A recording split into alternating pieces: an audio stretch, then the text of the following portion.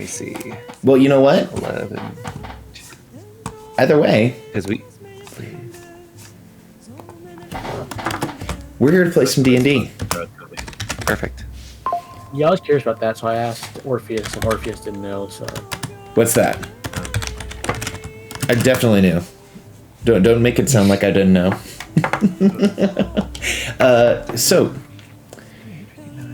It's either 61 or 62. So, anyway. So, you all, we definitely played exactly 24 hours ago. So, I feel like it might be a moot point and maybe a session absorber if I was going to ask you guys for a recap. So, instead of that, can I ask you guys confidently? We know what happened. Yeah. Angus ran. We ran so far away. So, for your New Year's gift, you all receive 1 point of DM inspiration. Because we all know what happened. You guys did the torch run. You were successful in those skill challenges. You had several conversations. Tried to climb. Hey, she did not listen to her Miley Cyrus tapes before she started. If she did, she would have mastered the climb. Or she might have wrecked the wall. You had several conversations with the Lady Valis of the city of Mitros,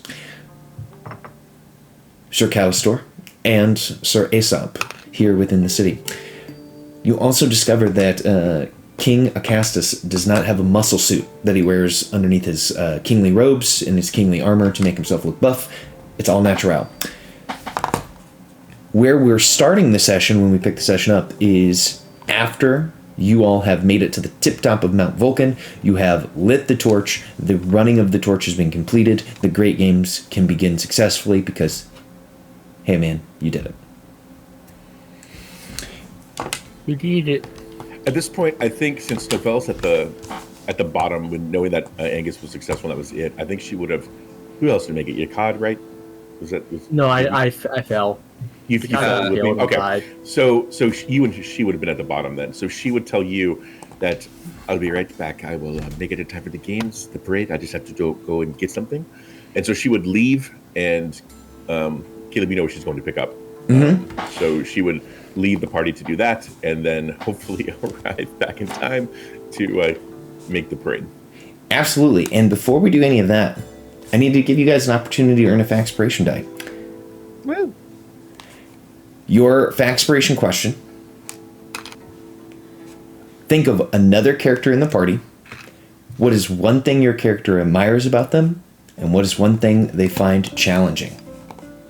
That is your Factspiration question for today. And I will post that into the chat.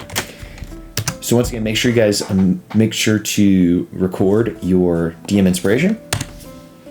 And let us start with Angus. Angus, what is one thing your character admires about another character in the party? And what is one thing they find challenging about them? Well, I mean,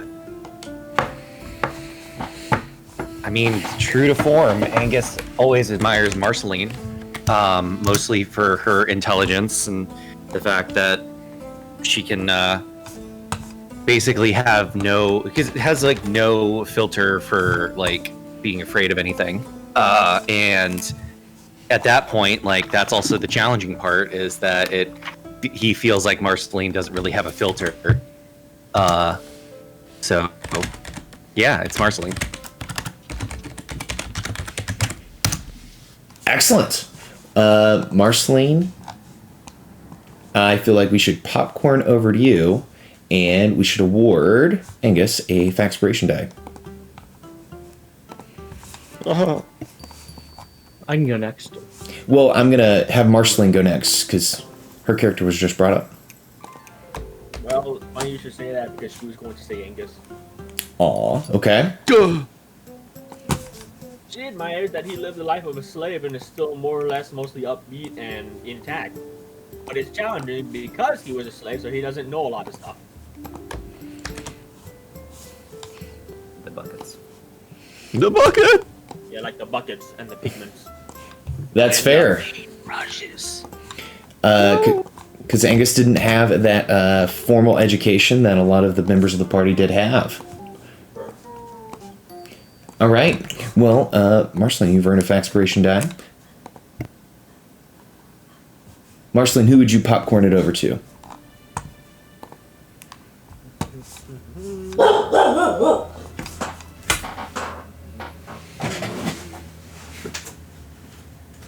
Star. That's me. That's what the dice say. So Yukado would definitely do it for Marceline. He respects Marceline's tenaciousness and her inability to give up, but he also doesn't like. He also finds her inability to admit she's wrong, and also her ability to not give up kind of grating at points. Yeah. Okay, I see. I can see that. I'll give it to Novell. Okay. So I think Novell would most closely align and respect Aligir, mostly because initially she sees him as a fellow native race, even though he's an outsider to Thalia technically. She would feel that kind of instant kinship with him, and she would see or admire his integrity and his morality, kind of seeing that most closely aligning with hers. And she would regret his lack of confidence at times, and that would bother her some. I'm liking the positive therapy right now from everybody. Novell has earned a Faxpiration die. That I believe we should now popcorn ourselves over to Aligir. Alright, so I think I was going to say Novell, but it's kind of turned out to be pretty a nice symmetric answer, because what Aligir definitely admires about Novell is her drive and confidence, which is what, like, he kind of lacks. Like, it's the ability to, when challenged by a circumstance or by a person, just put herself out there with an answer or with an act and be confident about it. So he admires her drive and her act and her goal-oriented nature, but he also finds a bit challenging her seeming, at times, it seems like her goals kind of overpower or overshadow other concerns, like vengeance for her family. He fears that in her strive to avenge her family and retrieve her crown, she might go a bit far at times, and he's not sure how to soften that. But that's something he is thinking about. That makes sense. An example in this is kind of Sula, because with Sula, to him it seemed like Novell was pretty, harsh and pushing to kind of get him to stand up for himself and fight, because perhaps that's how she would do it in this circumstance. She would put vengeance above anything else, and so he is kind of afraid that this is what might happen if we go to Themis and it starts happening. Man, this is what a max wisdom gets you. That's Aligir's too insightful. Well, that's how I built him. Excellent. Well, I believe we've all been charged with DM Inspiration and Faxpiration, so we can move our adventure forward to the tip top of Mount Vulcan. The several magical braziers have been lit through the city. The 6 locations that the Chosen of the Oracle had to light have been lit. the Forge God, Vulcan, is actually standing up there.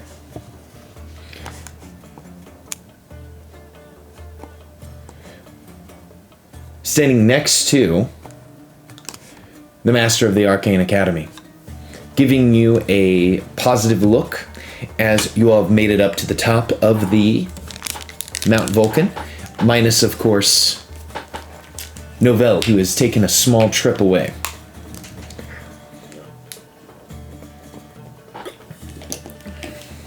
Hello. No. What did it? Dodge there. We fell. It's there now. Oh, you okay? You had Yeah, I fallen at the died. bottom. I got better. What? Uh, you- Angus's ears are steaming. Nah, he's fine.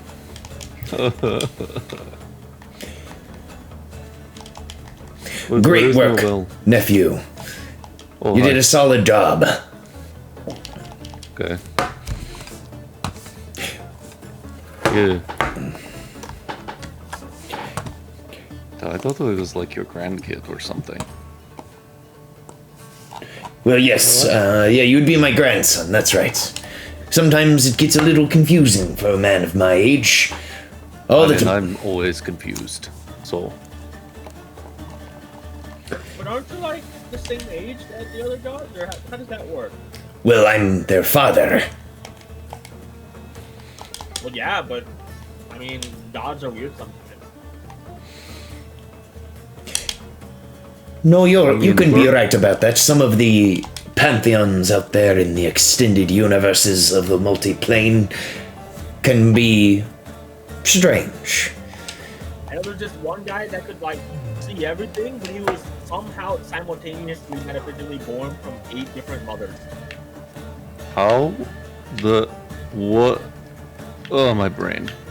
All are still There are arguing some about how ways the fuck. to make that happen, but usually family trees are what they are, family trees.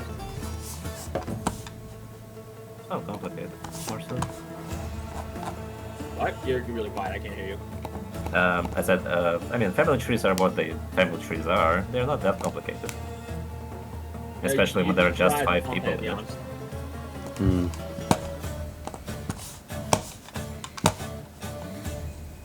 Anyway, we did the thing. Now what do we do?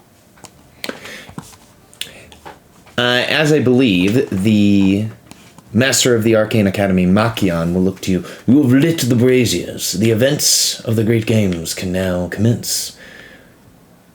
The Yay. next event, of course, is the Parade of Teams. To happen, let's check the time here. Did we come up with a name for our group besides the Chosen? We just throw No. out a bunch of options. The Heart Heroes?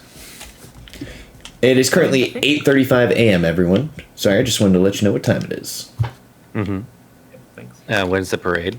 The Parade of Teams is to occur this evening at 7 p.m. We have time. Go brainstorm. Okay. Well, I mean, I think both Sworn was a pretty popular candidate. Oathsworn.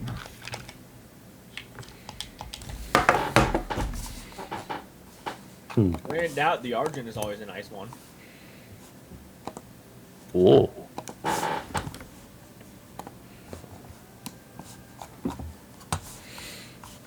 What's the? I mean, I know I'm not here, but what the name of our ship is now called? What? The Dianthus. So you know how like Jason had the Argonauts, which were named after the Argo, the ship they were on, right? Well, the Dianthus is going to be such a huge part of our travels when we start sailing. Maybe we become the Dianth Knights. something like that. It doesn't roll off the tongue. It doesn't. It's just an option. I'm just throwing it out there. I'm not there anyway.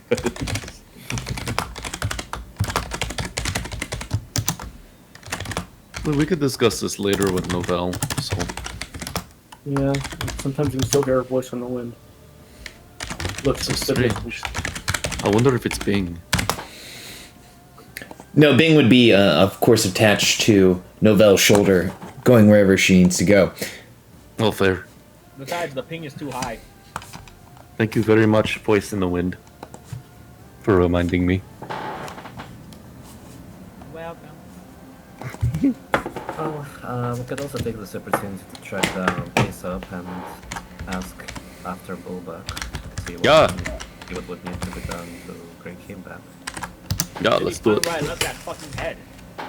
What head? Oh, What? right, yeah, that's it. Oh, right. That head. The Medusa Fed, if I recall correctly. We were supposed to Ooh. petrify Terran with it, and then we never did. Well, I guess we have things to do. Okay, bye, Grandpa.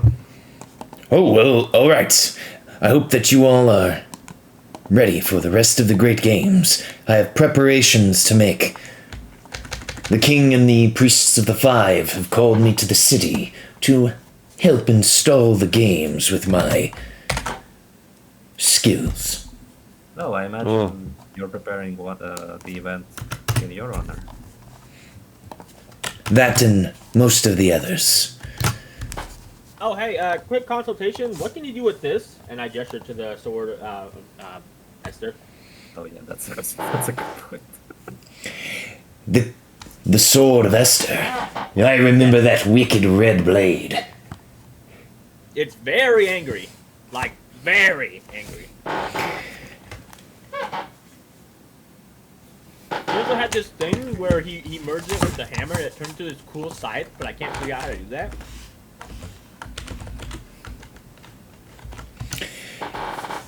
Vulcan will look to you. Hold the blade aloft. Let me get a look at it. And he begins to adjust his monocle so that he may look at this red blade that you have kind of probably situated in the sheath at your side. Yep. I shall do so. Alright, as you draw it, his monocle seems to almost extend out from his eye. And he goes in a low whistle. I'm not going to ask how the fuck your monocle can do that, but I will admit I kind of want one. That is a very cursed blade. I can feel its influence from here.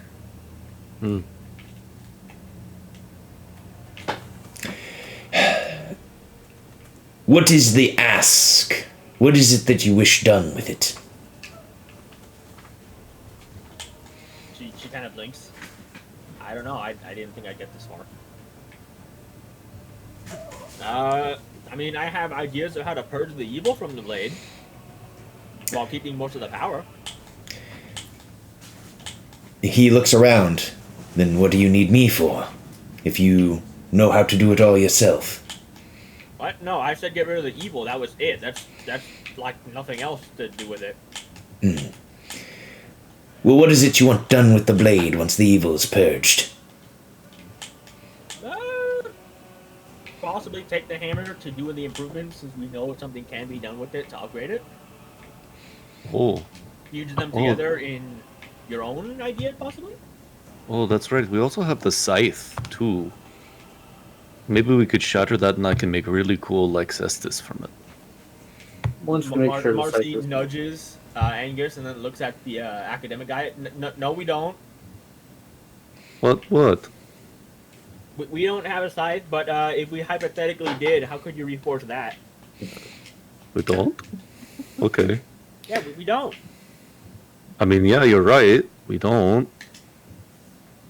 I know. The academic guy looks very confused about what you're talking about. It's Talking just about- fighter stuff. Don't worry about it. Talking about weapons.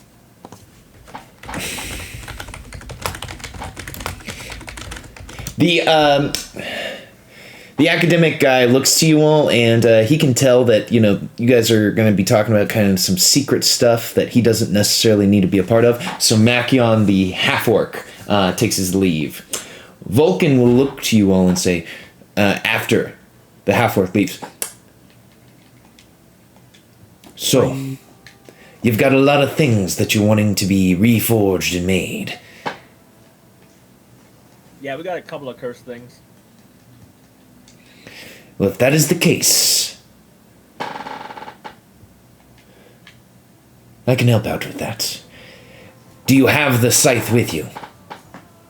None of us could touch it because apparently it would make you want to fuck your sister. Ah, it's one of those. Yes. Priests of Lutheria. They tend to want to do that. Yeah, it was really gross. I held it and I was like completely different according to everybody. It Oh. also made Angus really thirsty in the not fun way. Did you try to get a pass at your sister Honora there, Angus? I mean, Honora is in a completely different place. There was Callister. That was weird. Yeah, this was like last week, 4 days ago. This is pretty recent. We haven't really made it back to Honora. Thankfully. Thankfully, we did help Angus keep it in his pants. Yes. Well, if you've got magical weapons, we can reforge them in the fires of the Mithril Forge. Make them into whatever you wish. The only potential negative is losing any magical attunements they may have, potentially, for something that may be weaker. You know, when you have something that has such a powerful downside, like that Zephos or like that Scythe, the upswing of it can almost make it seem worth it. I mean, the scythe is not much of a problem. The Esther's blade may be a bit better, but like that scythe was really annoying. So Yeah, We didn't because even really perhaps use it. Recreate that magical scythe he used against this, but maybe I don't know, make it more compatible with my magic.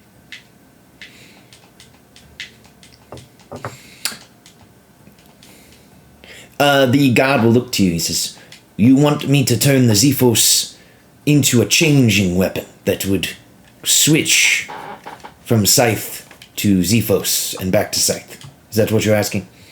No. See, when Esther had the Zephos and this hammer, he like merged them together into a better weapon. But when he died, they exploded apart again. Ah, I see.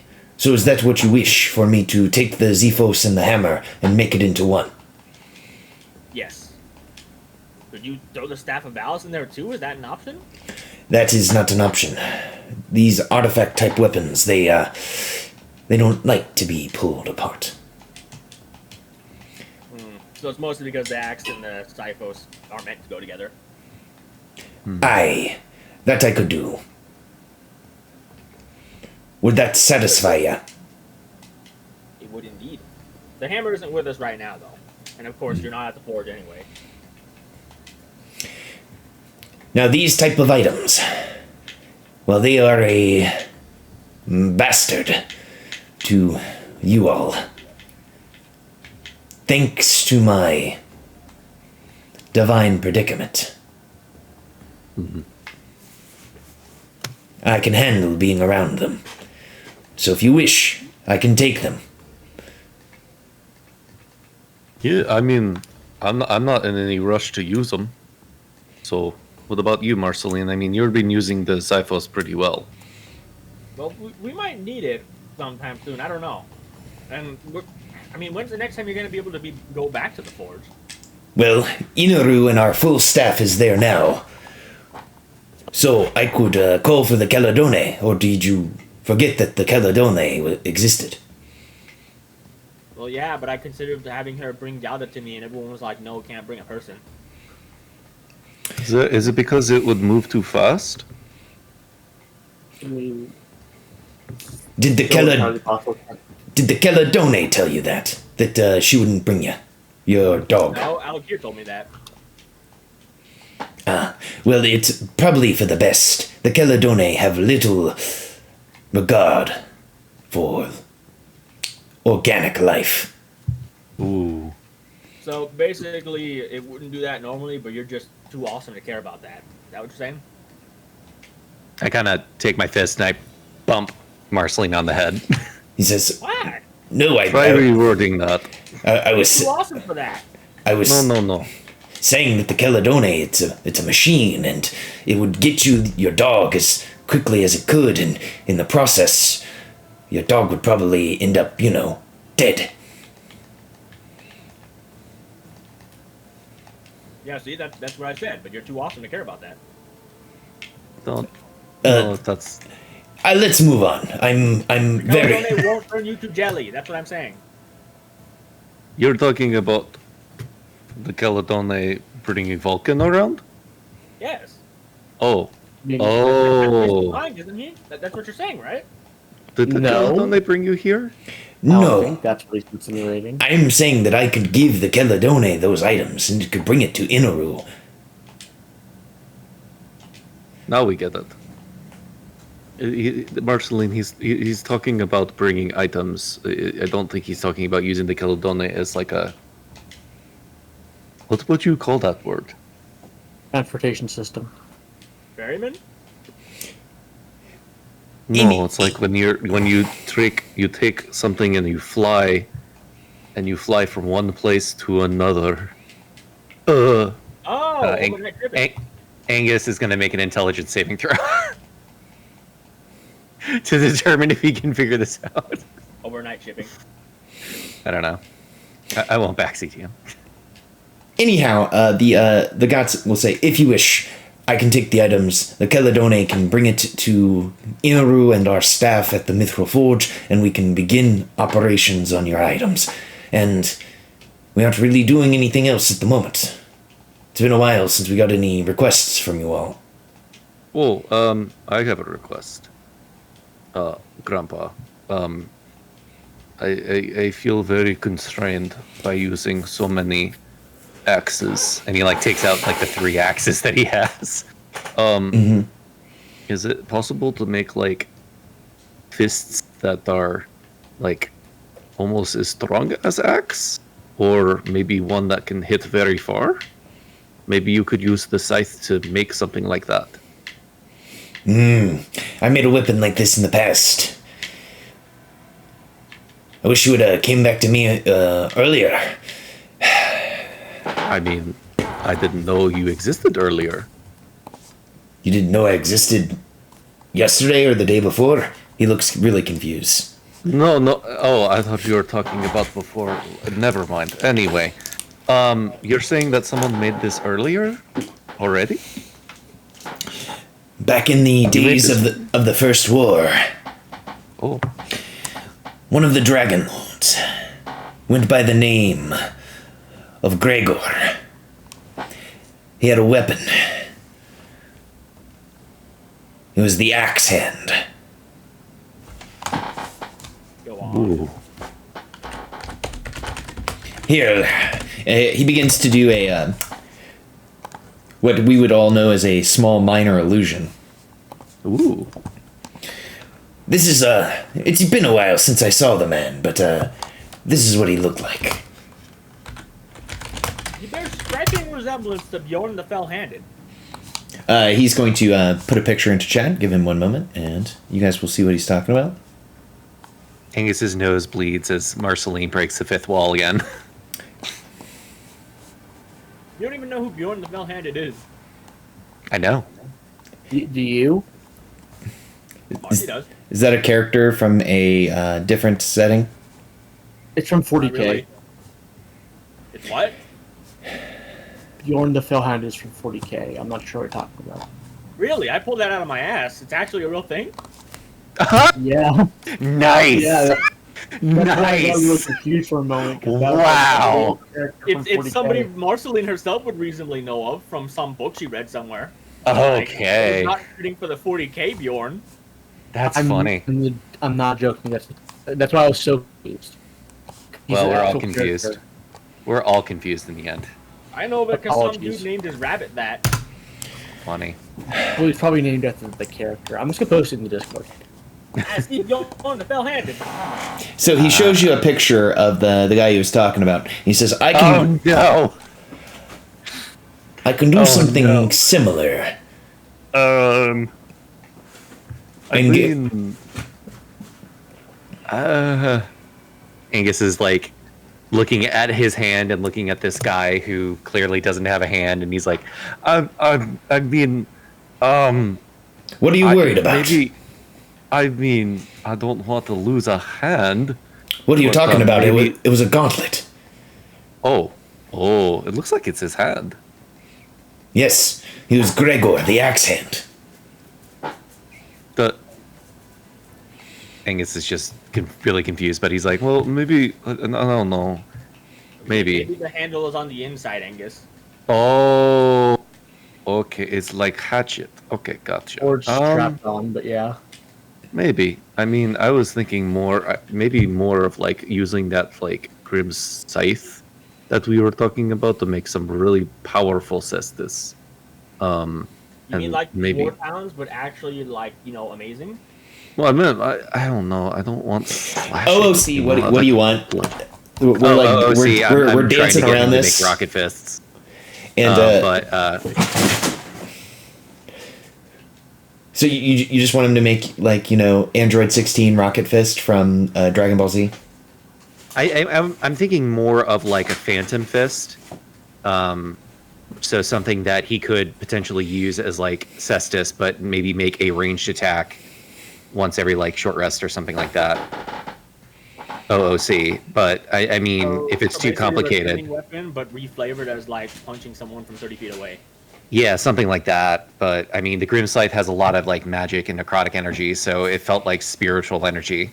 So he kind of wants to do a spirit bomb, but I think he'll be like, I mean, the scythe, you could probably play with it. So He says, "I can see what I can do. Just send me the item, and I'll be able to cook something up that I think will work for you." Roger that. Well, say, when you mentioned things going together, I mean, the sword was Esther's, the axe was Esther's. Could the shield be thrown into that mix too? Maybe I It would, was ju- also Esther's? I would just need to. Well, I would destroy the item in the creation of it. Oh, yeah, but the sum is going to be greater than its whole. Or something like that. Well, if you are okay with me destroying the item and ridding the world of Esther's influence through these items, then I can do it to try to create something that's greater than the sum of its parts. I mean, you're an artist, and what artist would you be if you didn't have the proper pigments and canvas to paint upon? He looks at you as someone who's not an artist. He is a forge person. He doesn't consider himself an artist. He considers It's a himself. euphemism! You know what? He's just looking at you as he's saying this. It's not on the surface. He's just like, okay. But yes, Anywho. you can give me the items. I will give them to the Caledone, and we will begin work. Me and Pierre Kakia. Thank you. All right, We you- appreciate that. You'd have to tell the Caledonians to stop by the Ultra Stow. The hammer is in the captain's quarters. Can't we do that? I believe Alakir can do that. I can do it. I can definitely see everything. Unless you want the Caledonian to meet us there, that'd probably be more convenient. Yeah, let's just do that, and we'll get the items, and we'll let you play with them. Thank you very much, Vulcan, for your help. Perfect. I will get to work on this. It'll be fun making you a weapon. Thank you. I haven't specifically made one for you, grandson.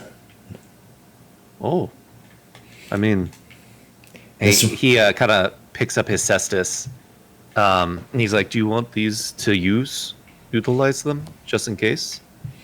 He nods. He says, "These are seen a lot of battles, haven't they? They got a little dull, and not so I mean, much they use." haven't. I hate to admit it, like they have, but at the same time, they haven't. The axes have been way more efficient, but I mean, if you can improve them, I would love to help. Thank you. He nods. He'll say, "Well, I've got tasks to complete for the city. I'll see you Oh, in the audience." And Lord Vulcan will step away. And as Lord Vulcan is stepping away, let us zoom over to Novell, because Novell is doing things away from you all. Novell, you're in the city. So Novelle steps into a familiar shop that she's been into a couple times before, and she will look over to the shopkeeper and say, "We were able to finish it in time. Is it done?" The shopkeeper will look to you with a wry smile and present to you a white satin box that is adorned with a blue ribbon. She will, look at him like it's Christmas, and she just got, her best present. She'll open it up and look at it, and in Pulp Fiction style, you see the back of Novelle's head and a, golden glow coming from the box, but you don't see what's in there. And she puts the lid back on and says, "It is perfect, thank you. I assume what I gave you before was enough?" They nod. Good, because I ain't got no money. She kisses the merchant on the cheek, takes the box, and sprints back to where they're supposed to meet for the parade. Or if there's still time, since it's not till later, then back at the roost, I guess. It's so crazy fucking fast, it probably wasn't conspicuous.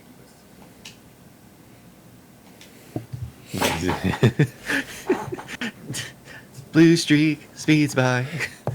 Absolutely. Downtown. So, OOC, where was the meeting spot for everyone to meet up after the torch run? I don't think we actually made one. I feel like maybe we would go. Fact place would probably be the Saturn's Roost or the Palace. I Oh, thought sorry. I think we were discussing going to Dianthus just to check on the items. But I feel like the Roost would be the most sensible place since we've got our sponsorship with the Roost anyway. We could Yeah. just decide that pretty easily if Marcy just sends a cryptogram to people saying go boat or go roost. I mean, I will leave it up to the party. I will say that if we go to the Dianthus, we can drop off the items easily enough, and then we can just head to the Roost afterwards. I don't think it would take, since we've got all the way until the evening to do stuff. But maybe not easily enough. Marcy's still attuned to it. Somebody's probably gonna have to punch her to get her to drop the sword. Easy enough. That's easy enough. You got Angus. And you succeeded on your saving throw. The last time that you attuned to the weapon, you failed, so that is what gave you the "I don't want to drop this" type of thing. Oh, so then I can freely give it up this time? You can give it a shot. Oh, that sounds like more shenanigans. We'll see. Okay. Anyway. So where are we going? Just to the Dianthus, just to make sure we drop off the stuff, and then we go to the Roost. Let's go. Sure. Let's do that. Okay. Okay, so you guys are heading for the port of Mitros to the Dianthus. You guys aren't stopped on your way there. Let's put the time at roughly 10 a.m. Okay. Oh, Novell, you're so fast. Holy moly. Yeah, I'm not there. Not there. We can leave Novell's token on the scene there for way Gibby can see what's going on. So yeah, you guys can make your way to the Dianthus. Marceline, you could have sent a cryptogram to your party member Novell to know where you guys are going. And you all Why are we could... calling it I thought we were going to like drop items and then go to the roost, so I could just send her a cryptogram to say go roost. I mean, in short, it doesn't matter. It doesn't matter, yeah. Is Yeah, what I think you that- did, or did he go with Novell? No, he's with us. Right now, it's us. Oh, so why are we oh, calling it the Dianthus again? We're dropping off the Scythe and the Xiphos to the Caledone so that Vulcan can make us cooler weapons, and then we're just going to the Roost. I'm also curious about how it's doing in the port, since I don't think OOC we have any skeletons guarding it right now. Oh, yeah. Because It's a magical ship that probably is like We've had magically Guardian for durable, so I long, It imagine. already has the rep. We have Toby yeah. keeping an eye on it. That's true too. But it's, And Toby. Yeah, you have a dead dryad spirit protecting it. Don't worry. Yeah, so I guess we'll check the ship. I can play my flute to summon Caledonian, but she's with us already. Also, excuse you, Dianthus is not dead. She's mortally challenged. Oh yeah, that's why we call it Dianthus. Okay, I completely forgot. Not gonna lie. Okay, so you guys can make a quick stop at the Dianthus, the Ultros, to call in the Keladone to pick up the items using the Alakir whistle. The Eon flute. I should probably add the whistle to my inventory because eventually. You should name it the Eon flute. Alakir doesn't know what that is. I don't think Daniel knows what that is. I don't. That is a You know what it is. it's a item from Pokemon. Anyways, There you go. I'm sorry. They will never ever stop making those references. Never, Here, just so you know. ever. You Pokemon. must mind, I become. You I will don't mind. all become. One We will of be us. assimilated, We'll never get it, apparently. it's fine. One of us. Okay. Anywho,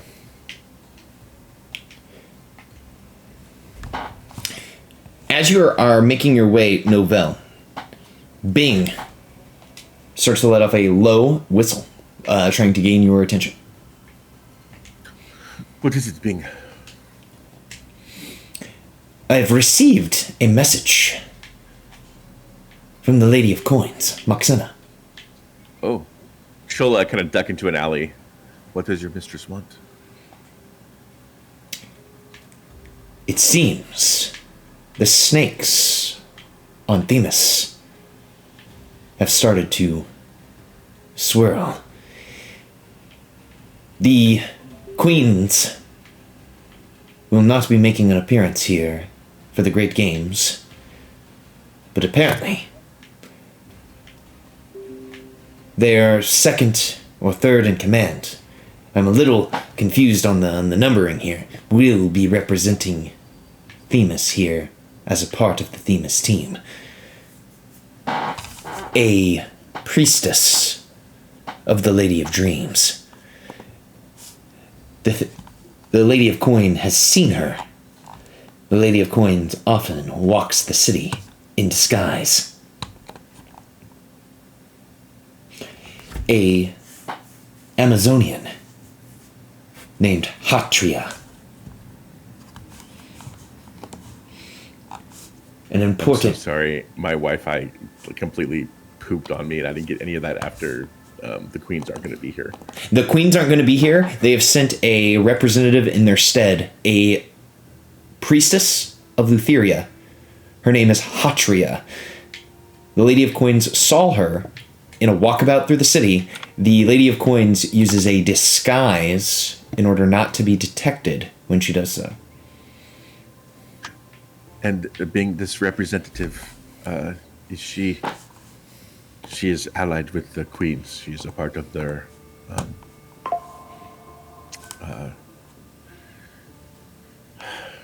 their, I don't know, gang. Conspiracy. Bing will say, it appears they are loyal to the current Queen Thessacelia. Well, then you better go back to your mistress and let her know my plans for the parade. And she'll whisper to Bing what she plans to do and say, we'll get back to the queens very quickly then. Yes, I will make my leave. And Bing will fly off now that you know that there will be a... Not only do you have to contend with Yala, Titanborn, you have to deal with this Hatria as well. Oh, great. Life of an Amazon never stops, apparently. And she will continue to run back off to the roost, and probably won't say anything to the group about that just yet until it becomes a factor. Excellent. All right, then. We are all heading for the Siren's Roost. I just like seeing our boat. I just like to go to our boat map, everyone. That's why I asked. No, I'm joking. So the Siren's Roost. Oh, testing. You're good. We will say that you guys can all meet up exactly at the Siren's Roost, nearing 11 a.m. Okay. I think I turned that up too high. How about now? You sound good. There are various members of the Siren's Roost entertainment squad out in the open. You can see several of your favorite escorts signing out to the crowd and trying to separate themselves from the others that work there. The lady of the house appears to not be out on the streets. You do not see Ambrosia.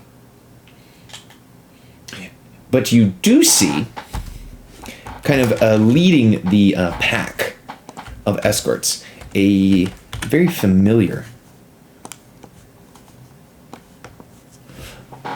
looking woman. The escort, the Siren's Roost best, Calypsa. Oh, When she sees your group, you can see that she has her eye out looking for the cleric Alakir. oh, Oh boy. Alakir, someone's looking for you. Alakir, she is trying to catch your eye from her station in the crowd. Alakir will be kind of confused as to why at this early hour, but he will shoot a look towards her. She smiles, almost like half expecting that you were going to potentially look away. But seeing that you return her look, she smiles and she waves, and she continues on her day. If we were in a Telltale game, she would have 3 big green squares of her head at your actions. Oh, Ho, ho, ho, ho.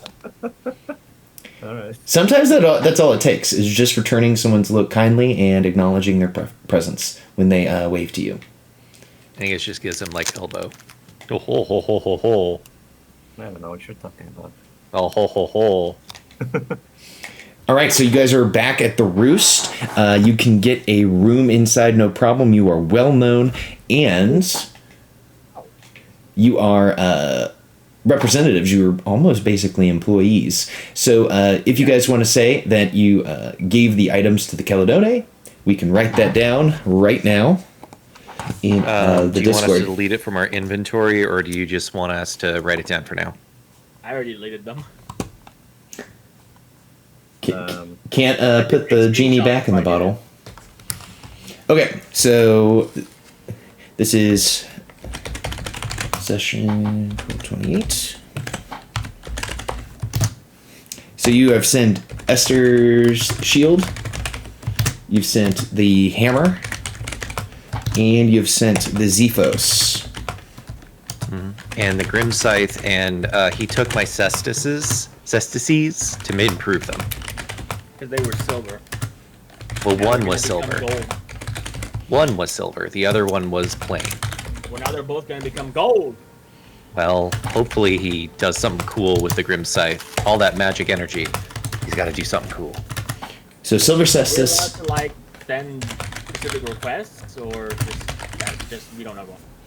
So I mean- this is a weird question. Have you all ever bought something from an eBay seller? Oh boy. Usually So they it's going to be like ordering something from Wish. Usually they require you to put in your package if you're sending something to them or if you're buying something, a little note card that has some specific instructions. So if you're wanting some specific instructions on there, you can write some, and Vulcan can do his best to adhere to those instructions as best as possible. You guys also have a sending rock that you can speak with him with. Oh, right. Basically, you're saying that we can kind of sort of send you a DM for specific requests within reason? Yes, in the to-do channel, if you guys want to put a to-do, if you want to make that a document for those items, like a Google Doc, please don't make it a text doc. Please use a Google Doc. I can look at that, and then Vulcan can do his best. Sure. I don't think we're going to need a whole ass Google Doc. I mean, it would be a shared one for everybody. I think that's what he's insinuating. Mm-hmm. So I can make one pretty easily. And a Google Doc, it's easier to search by link, and yeah. just easier all around the world. Okay, so you guys sent those items. It has been noted on the channel.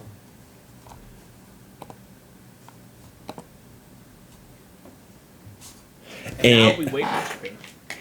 and the Caledonia will take care of that. So what is your goals here at the Roost, everyone? Are we just waiting for the parade of teams?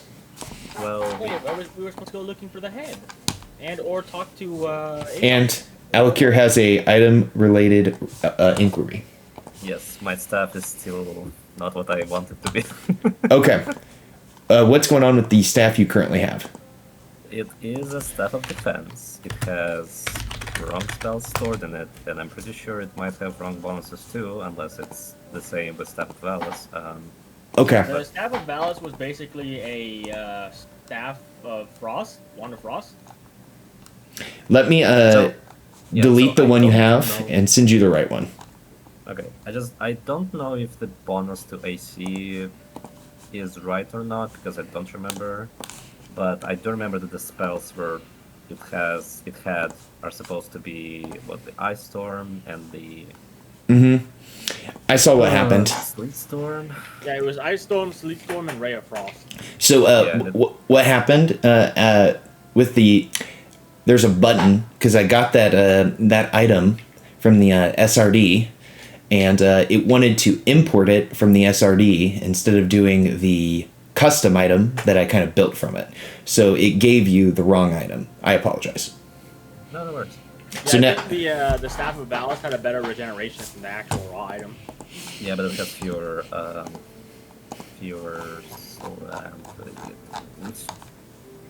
double charges. That's it.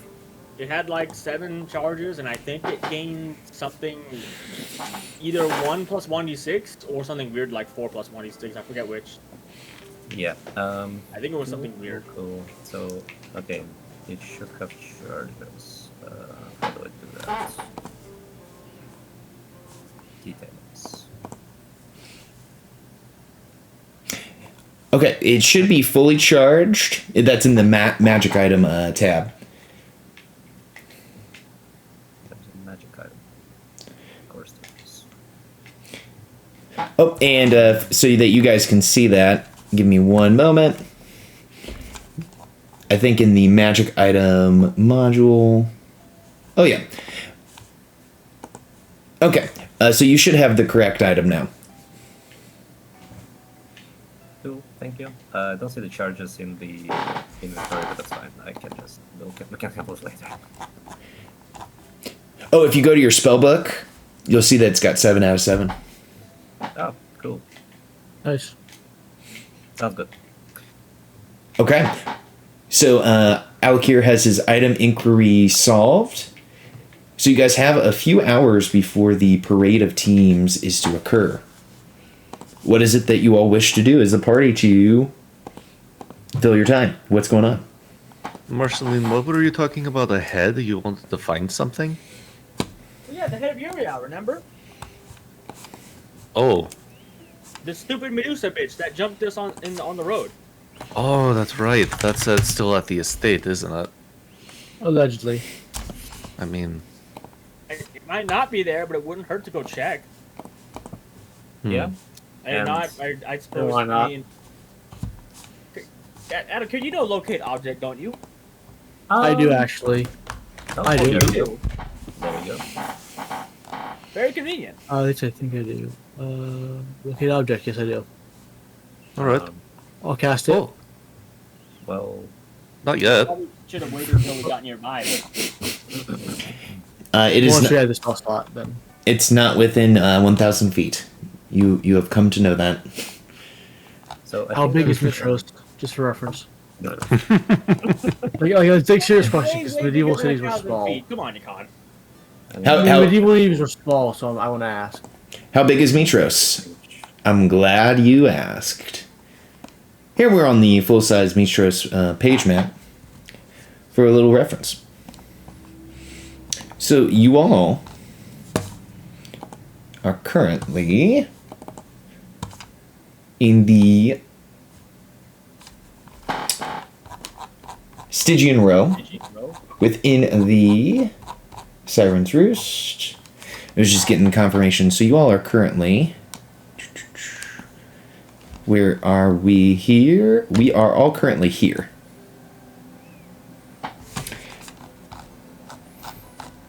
And our friend, Terran Nerdagan, of course.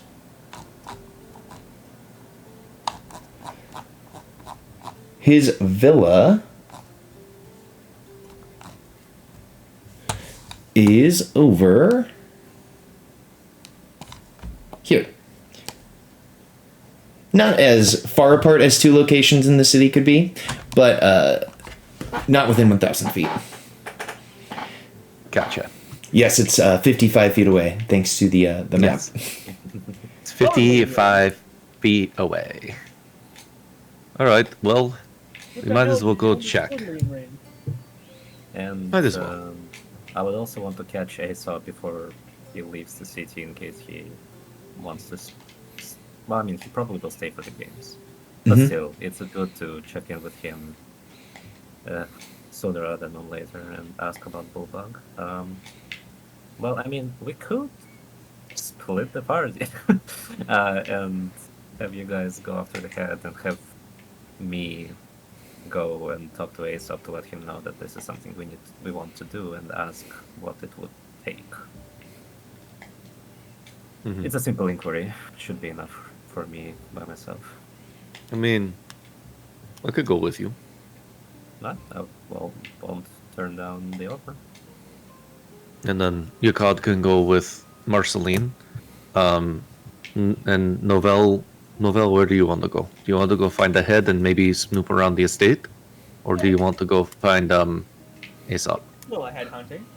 I- A little head. I don't know if I want to go back there. I mean, that's fine with us. It's your choice. We're not forcing you to do anything. No, I will go to the shrine with you. Or no, Okay. that's not. There's no shrine here. I guess he's at the temple. He is probably at the Temple of the Five. Yeah, Yeah. I will go to the temple with you. Yeah, Sure. that's perfectly fine. Let's switch. Let's split up for a bit. I think Marceline, you can just communicate with us anyway, right?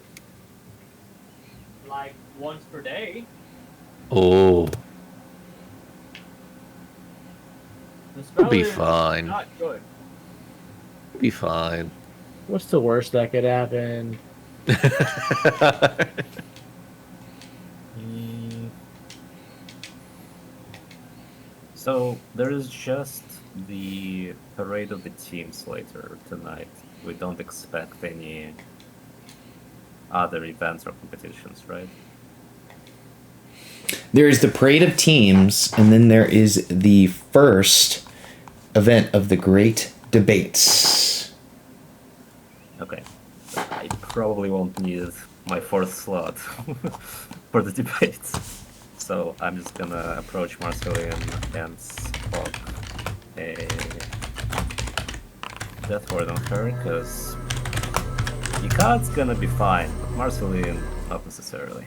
She won't have they won't have a cleric with them. Oh well. No. Thank you, but you could have just said that you were going to do that because I know that spell too. Well, you can use your spell for something more offensive, as you usually do. I suppose I can summon another dream vestige on any would-be pursuers if it happens to go that way.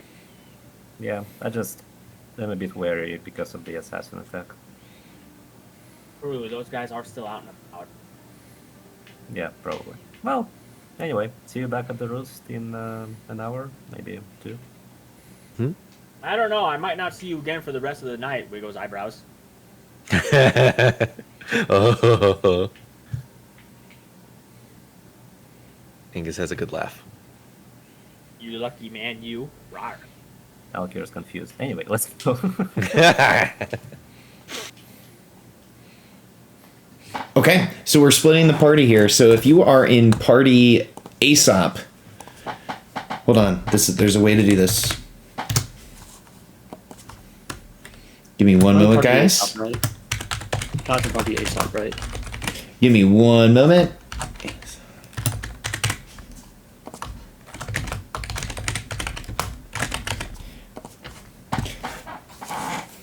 If you could just click that in the chat, that'll make things easy.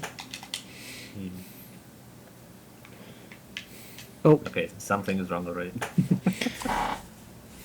so is Yakai going with the Hey, Medusa thanks, head guys. or Aesop? Yakad was going for the Medusa head because they had locate object, if I'm not mistaken. That was my That's assumption. fair. I asked him to check. I'll. There we go. Okay. Fixed. The two party members who hurt themselves for a living. Go The out perfect. of the Medusa head. That fits perfectly. Perfect. I'm sure everything will be. Yeah, I'm sure. Ichi. Oh, I suppose. Just to herald it off before we go, I might as well animate 3 skeletons That's fair. since Although I it don't only know. takes 10 minutes. Are skeletons walking around fine in the city? I don't know. You guys have discovered that Marceline seems to be the only outward necromancer within the city of Mitros. Okay, so you'll get a lot of looks at the very least. Yeah, but we had a skeleton just like bull rushing straight towards the palace the other day, and he didn't get killed. That just because he didn't get killed doesn't mean he isn't like weird. If you catch my drift. Honestly, I forgot about him. I thought he died the second time. Now he got. I'm called not. back. I'm not. I'm honestly not sure what event you're talking about. I'm just. When Fun we guy. got our shit kicked in at the villa, we had I mean- Marcy immediately sent one skeleton from the boat to run to the palace. Yeah, I'm surprised that worked. To be Fun. fair, it didn't. He never got there because he got called off and sent back since we actually made it out. Oh, I see. Okay. Yeah, point is, they've already seen random skeletons running unprompted through the streets. Oh my god. So yeah, I think, pretty sure I have 3 skeletons left in my bone bag. If not, I can summon a couple, but I'd have to eat some effects for it. Oh, Let's bag. I will also cast. Yeah, I have 4 skeletons. Don't Ooh. need a curse. What's I will, this? I will also cast 8 on Yukon, Marceline, and Novell, but we don't have to deal with it unless we need.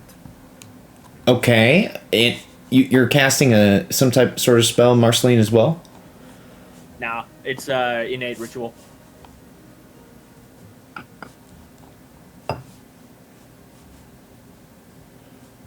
I shall animate 3 skeleton.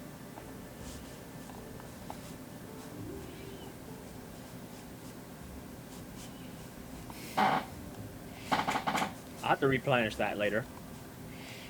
But yeah, 3 bone buddies to follow us in our quest for head.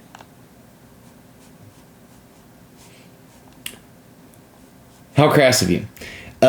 So, the party splits. Let us start with the Aesop half of the group.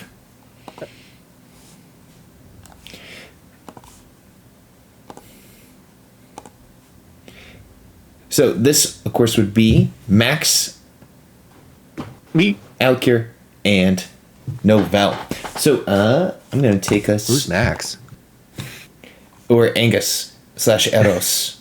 He sounds handsome. Lucy sounds so handsome. He sounds so handsome.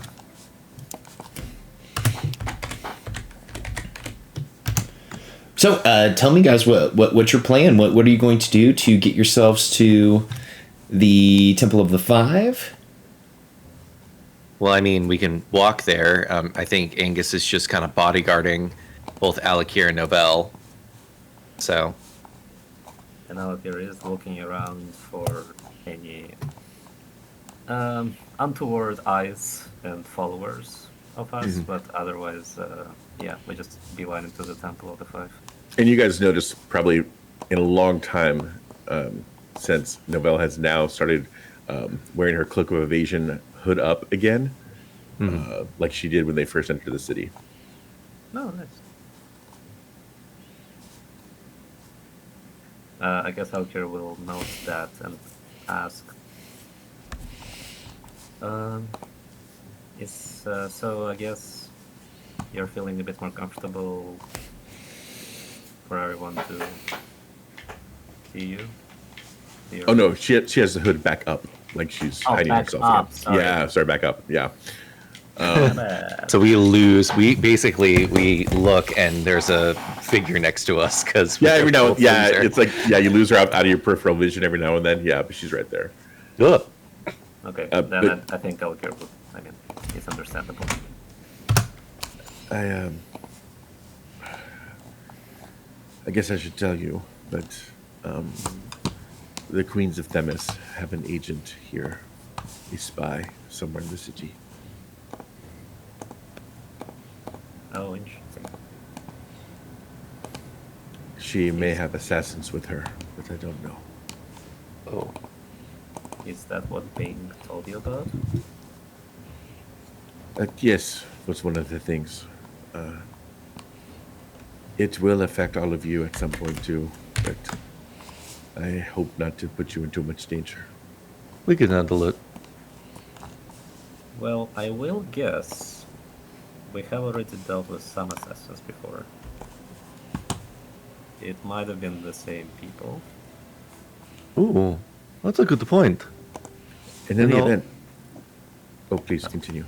After I all, was they gonna- were all women. Yeah. About that, Novell, are we supposed to kill them?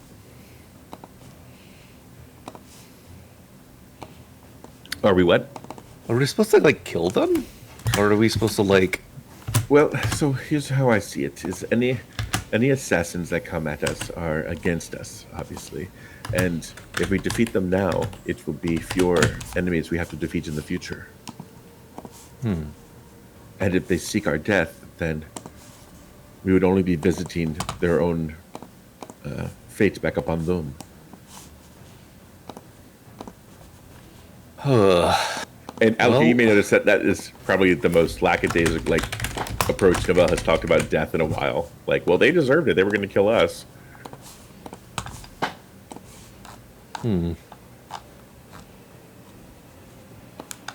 I suppose it might depend on what their intentions for this are.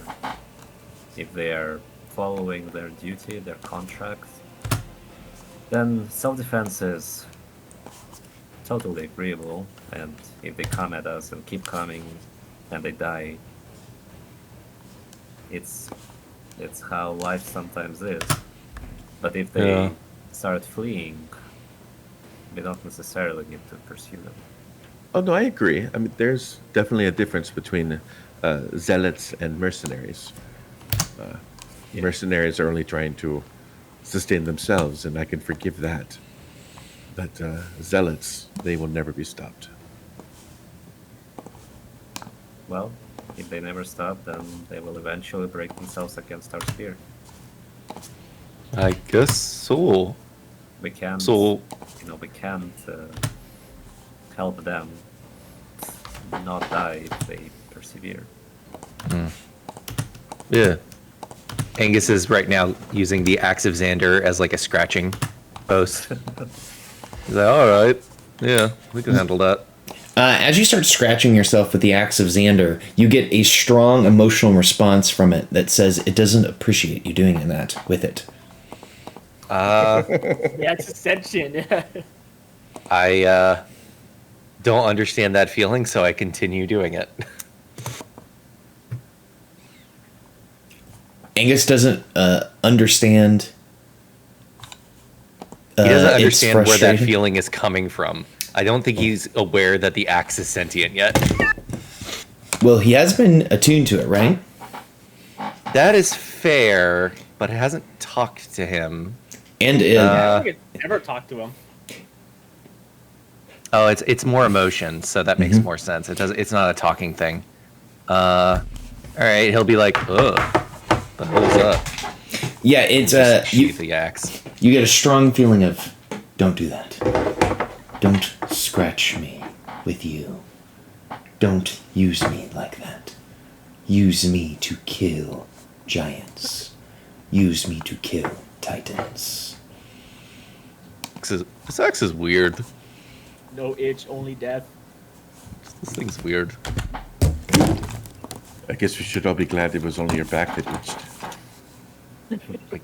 Yes. I mean that part's pretty itchy too, but I won't do that in public. Well, in any case, Noel, we all have your back. We will defend you like any other friend or party member of ours. And I hope we won't have to break too many logs, or I mean, Alkir is not good with charisma, but even I kind of lost my expression here. Regardless, like, basically, I hope we don't break too many lives in our pursuit of justice and restoration of your right. I would never want to put any of you in any danger, especially on my part. But taking back my throne, I don't know how it will go. They may accept me, and it may be a bloodless coup, if you will. But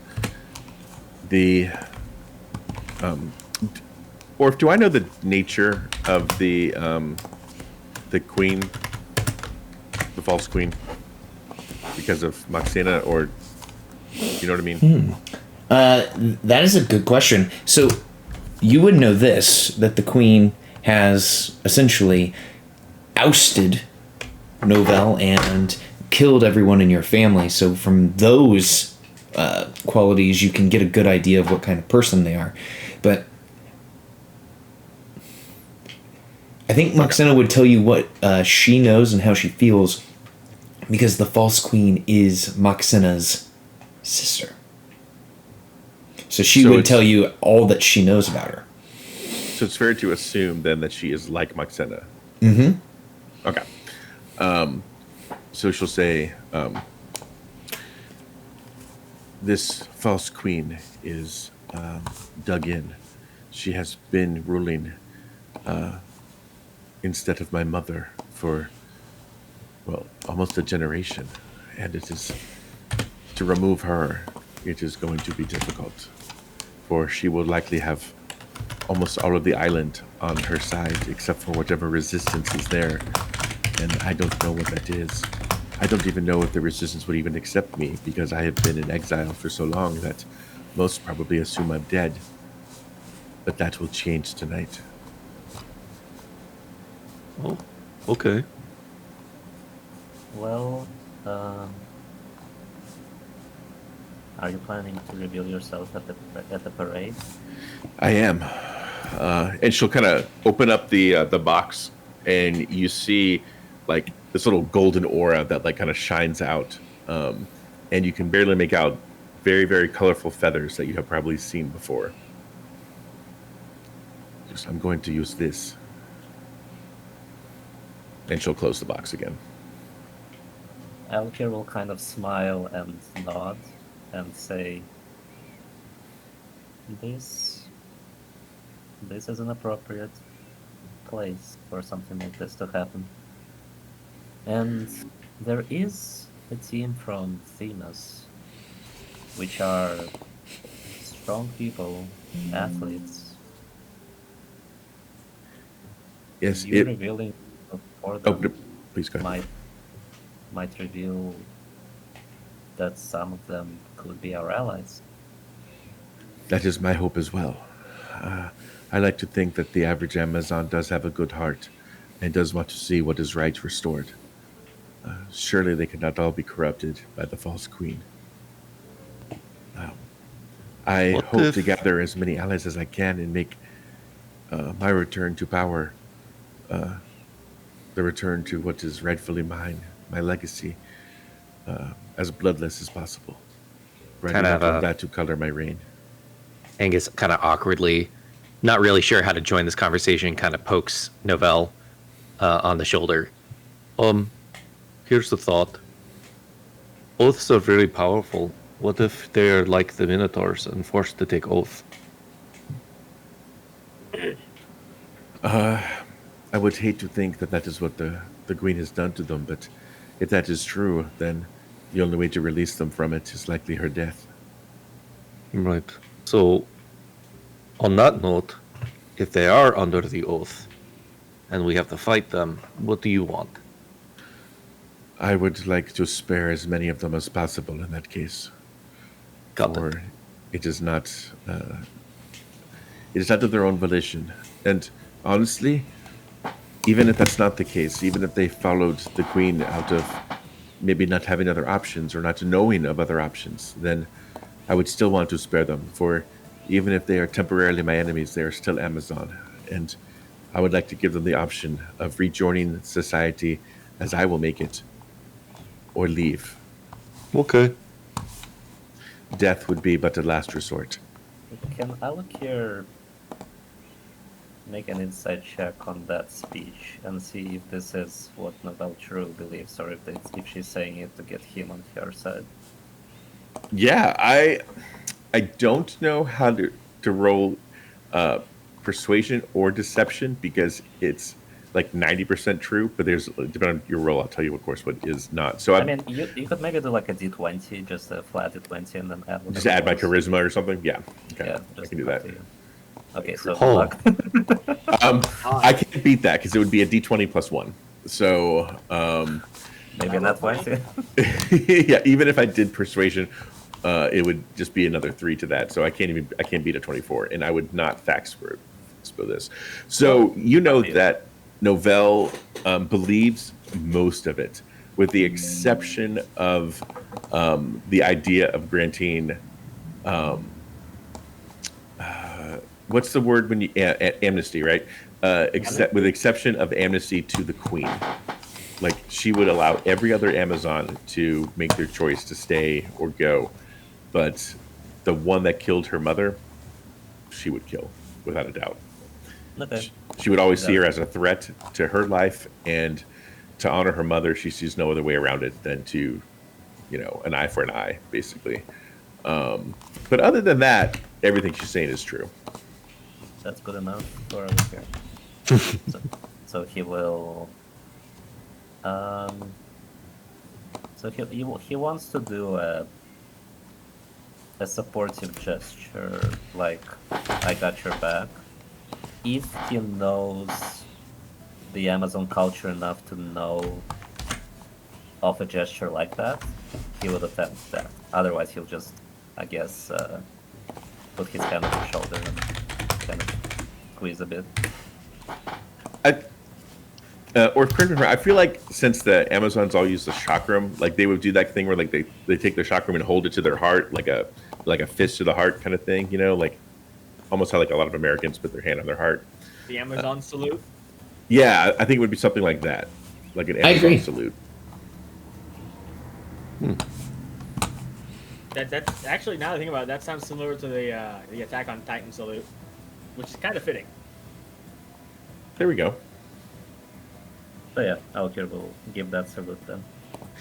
She will smile and obviously recognize the gesture and say, I cannot do any of this without all of you. And I would not course. want to either. Yeah. I'm with you.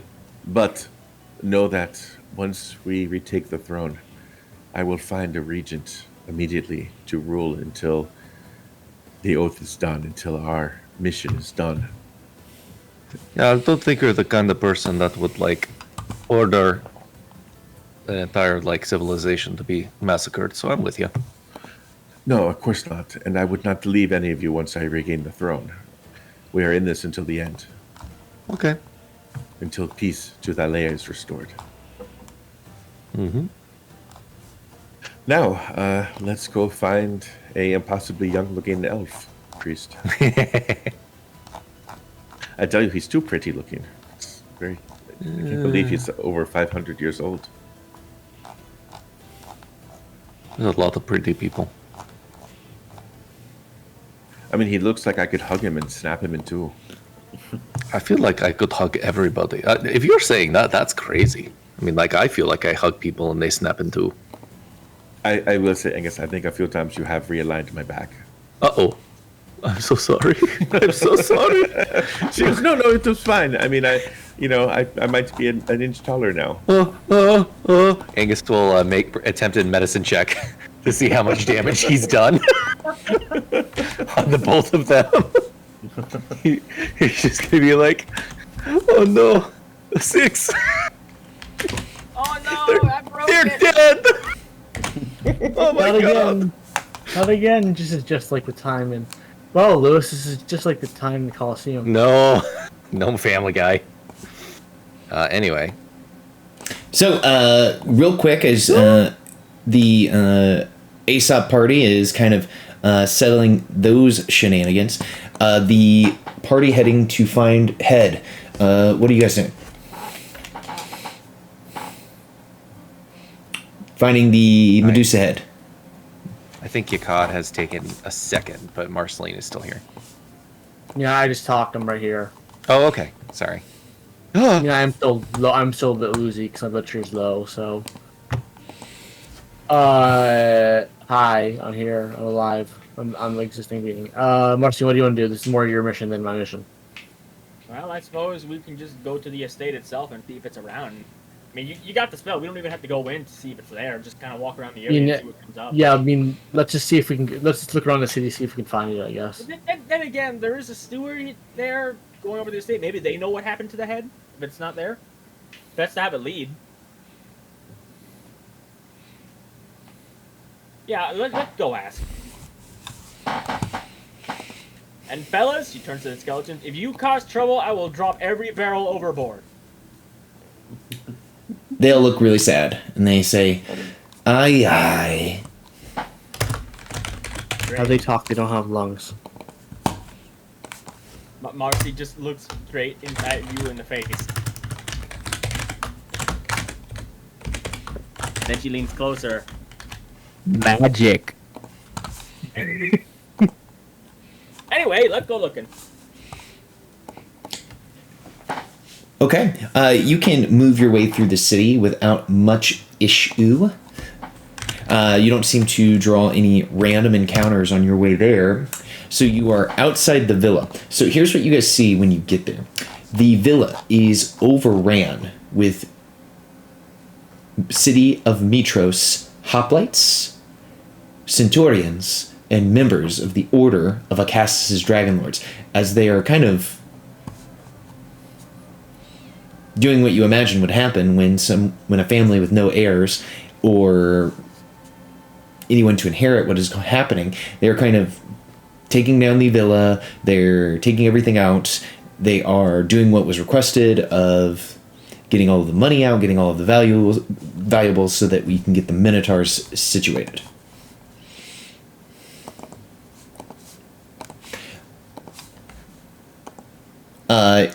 Kind of overseeing this,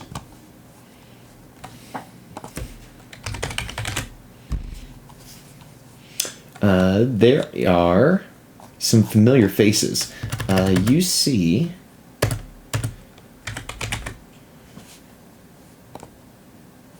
the King's Dragonlords that you ran into so long ago.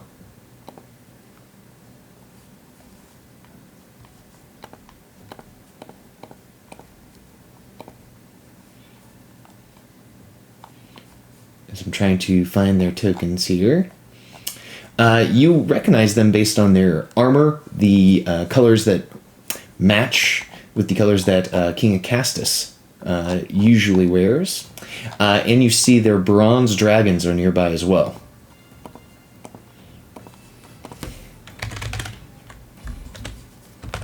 Oh, Let's go with Marshall. Hey, fellas. So this is gonna sound a bit weird, but has anybody seen a severed Medusa head around?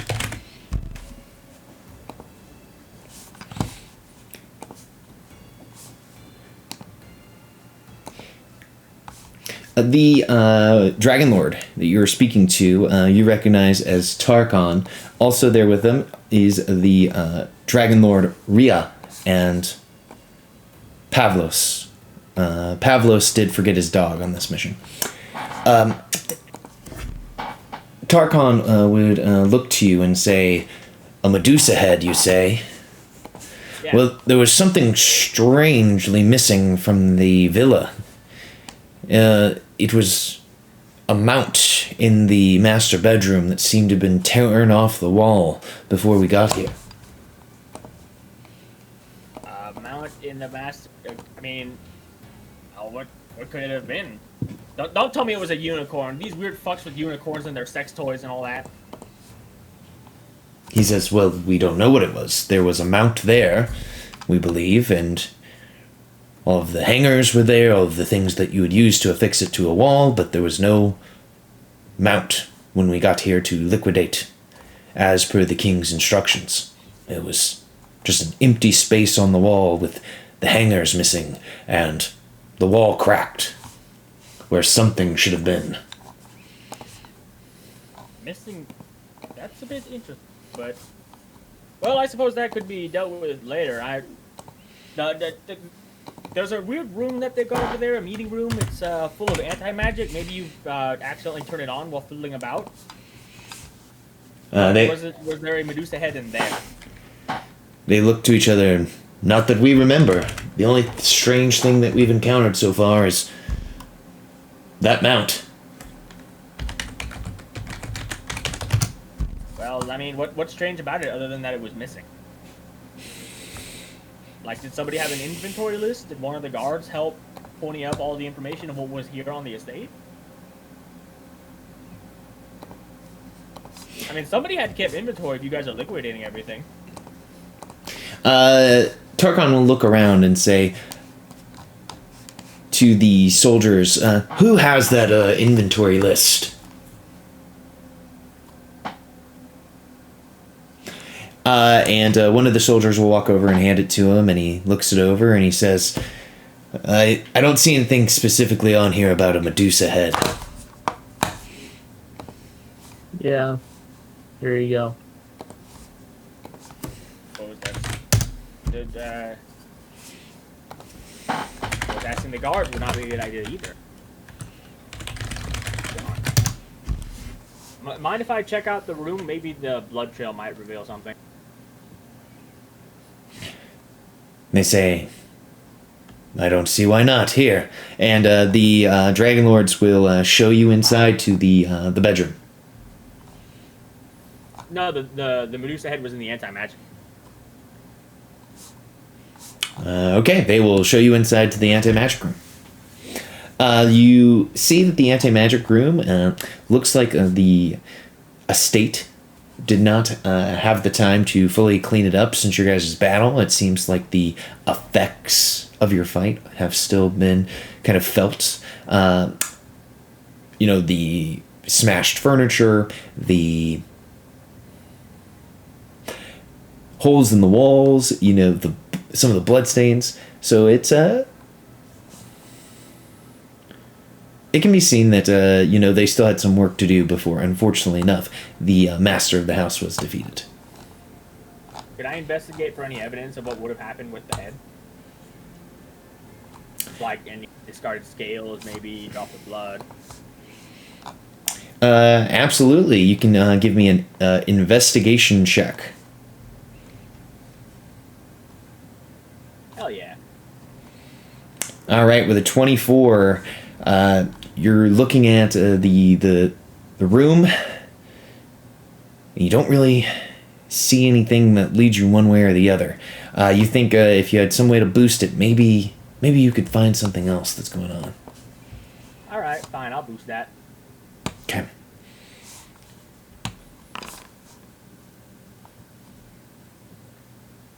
Five. Okay, 25 is what you needed. You see that the spot that the head was, there was an indent on the floor. You follow the indent. You see that there are almost footprints. You follow the footprints, the Dragon Lords following behind you, to the bedroom, to the wall, to what appears to be the cracks in the wall, the hangers that were left behind, the missing mount. It's all coming together. she's gonna rub her chin and say, I read this in a book once, and then she's gonna reach up and try pulling on one of the hangers. The hanger pulls out of the wall. Oh, maybe it was the other hanger. She pulled the other hanger. The other hanger pulls out of the wall. As Marceline is pulling hangers out of the wall, Yakad, what are you doing at this moment? He's kind of just watching with amusement. And- I'm kind of out of it. I'm kind of out of it. My blood sugar's still low. Come on, Terran had to have been that kind of asshole. He had to have had a secret lover around here somewhere, pulls another hanger. And if the third one doesn't work, I assume nothing happens with the third one. So here's what I'd like Marceline to do. Marceline, I know you gave me an investigation check. I would love it if you rolled me a perception check as you were doing this. Kind of just get a feel of what's going down in here. All right, you see on the floor something that you did not think you would see in the Terra Nerdagan estate. You see a small pile of poop on the floor near the window. Oh. You gotta. Is it goatling poop? I mean, you might have to roll a nature check. Either that or you're going to have to give yourself advantage by investigating the No. scat. Okay, I mean, I Kate? can investigate it, but not if you're implying I investigate it in a specific way. I was saying if you want advantage, you'd have to investigate the scat in a certain type of way. What type of way? That would be, crushing it between your fingers, maybe tasting it a little bit, Thank you. rubbing it, in just that right way. Dude, this is getting weird. It's getting weird. 20. That is indeed goatling poop. And there's cracks in the walls. Okay, so are these cracks like looking as if they are forceful, or is it looking as if there's like hinting towards a secret compartment? It looks as if someone came up to this space and ripped it off the wall.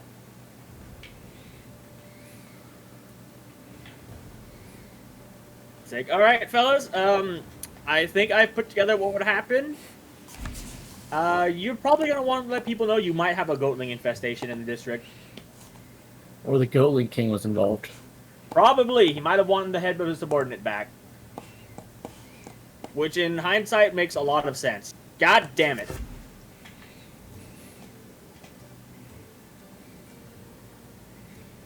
Well, how fresh is the poop?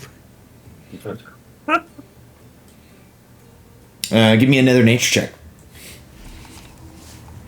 If you taste it, you will know exactly how fresh it is.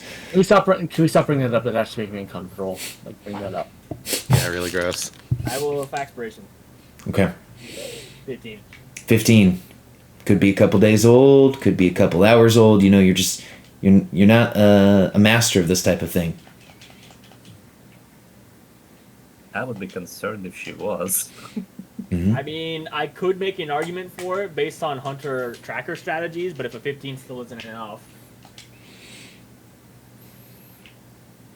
Well, is it leaving like a notable trail? It's going out the window, so it might leave a path to follow.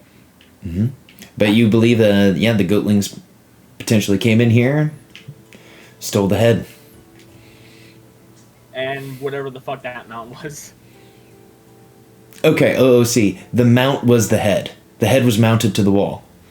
Oh, he actually mounted it? I thought it was just a random other thing. Yeah, I don't think it would have been pointed out if that wasn't, like, insinuated. I thought it was some other plot hook. No. I mean, what other plot hook could there have been? Anyways, let's just focus. There's a head missing in the city of Mitros, and it was stolen by goatlings. The Goatling King is probably active here. He's probably not going to be able to revive her anyways, not after what we did with the rest of the body. Okay. Well, looks like we've got That's another not my one ahead of us, concern. The Scott. concern is that the Goatling King is inactive in Mitros and has agents here. That's more the concern. Oh, definitely, but I mean, so do other factions. so he could be rooted out if he gets stomped down upon. Let's go follow the poop trail, find where these god dang goatlings went. The Dragon Lord will say, "You say that there's a pack of these creatures in the city. We will be on the lookout. Do you think it's wise for you to alert your allies of their presence?" Yeah, you probably a good idea. Do you have a piece of paper I can borrow? He says, "Yes." And he takes out his, tiny black book, and he tears out a page. Marcy will take the page, she will tear it into 3, and then she will send to Angus, Goat King, and then to Alokir, she will send in city, and then to Novell, she say, watch out. With 3 cryptogram. Oh. Whoa. Okay, you guys know what's going on there. Let's flash back to the other group that's split across the city. So, you all are walking up to the steps of the Temple of the Five. You hear the chanting going on with Ong, the hymnals of the faithful of the Five, and the tennis balls. You're in your court. Tell me what you guys do as you're making your way up the steps. Do we get the cryptogram now? It looks like it's instantaneous. However, Okay. you guys are, I will say, timey-wimey. I will tell you when the cryptogram arrives. Roger that. I just wanted to make sure. I think Angus will kind of look at both Novell and Alakir, the more religious people of the group, and say, Should I do something? Should I like bow or something to the shrine? I don't know. If you want to pay respect to the gods, then sure you Know can. that.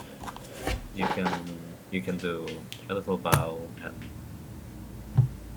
if there is like an You get overall mercy? religious symbol of the 5, like as a group, Alkir would say that he could also do that. I don't know if there is one. I guess Angus will basically follow Alakir's lead as I mean, trying yeah. to be respectful as possible. I just don't want to piss people off.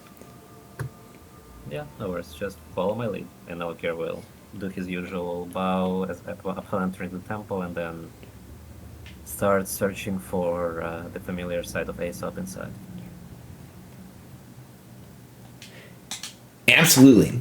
You guys are able to find Aesop pretty quickly within. He is crouched in front of a statue. It is the statue of the goddess Mitros, goddess of the dawn, namesake of the city that you are residing in. Aesop is kind of deep in prayer as you approach.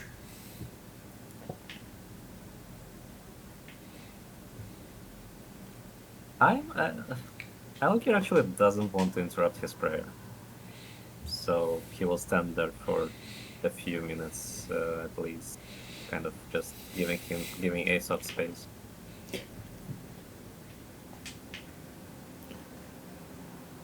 He'll give him, As you he'll give him like 5 minutes. does Alakir wish to kind of like hear what Aesop is praying for? Oh, if he's saying something? Yeah, he's saying it aloud. I mean, he's curious, that's for sure. So I think he will try to hear what he's saying. My beloved Adonis, I am sorry that your house has fallen. None of your descendants left alive. The work we did with the children with no families, work to help the faithless gain faith. How I miss you. How I wish you never took that boat ride to Praxis.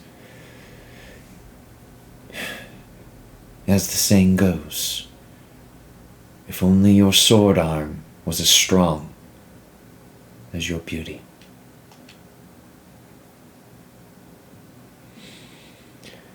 He Don't cry. he exhales And he turns and sees you standing. And he says, "Oh, Alikir. It's good to see a friendly face. And Novell and Angus. Hello. Please." Hello. Perhaps, forgive me for listening, but perhaps you will see him again in Elysium. You see his cheeks get a little red and say, "I was praying aloud again. I apologize for putting my worry out in the world." Never that is- apologize for a prayer of love. They are not enough in the world. I think Angus was about to go give Aesop a hug, but I feel like Alikir stopped him. So he was like, oh, okay. Yeah. Out here looks pretty pained. And I think all he can muster out of him is to say, "I know your pain. It gets better." If the songs that the goddess Kyra sang about you are true, you are a stranger from a strange land. You're here alone, no family, and only the friends that you have made along the way to keep you company. Is that correct? It is correct, although I did not come alone. Which is why I know your pain. Oh, did you have a crew with you, or another party of adventurers? A crew and friends. You probably, yeah, you would call them adventurers. They were my fellow adventurers for years and decades before we took that cursed ship ride and passed into here. Please, let me know if this is too forward of me. Would you let me say a prayer for them? I would appreciate that. The priest of the five, Aesop, will extend his hands forward and say, "Please, tell me their names, and we will ask the goddess Mitros for their protection." 1 second. As someone is checking their notes for their names, and your DM totally asked that in a way, because he totally remembered their names off the top of his head too. What? Yeah, go on. As you're looking that up, and you can let me know when you find it. What brings you all to the Temple of the Five? Oh, we had a question. We recently lost a friend. And we've been, I guess, preserving him. And we were wondering what it would take to bring them back.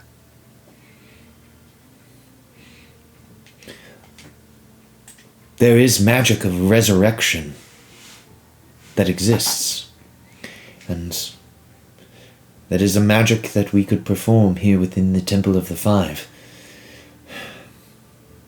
He looks slightly worried as he looks out to you all.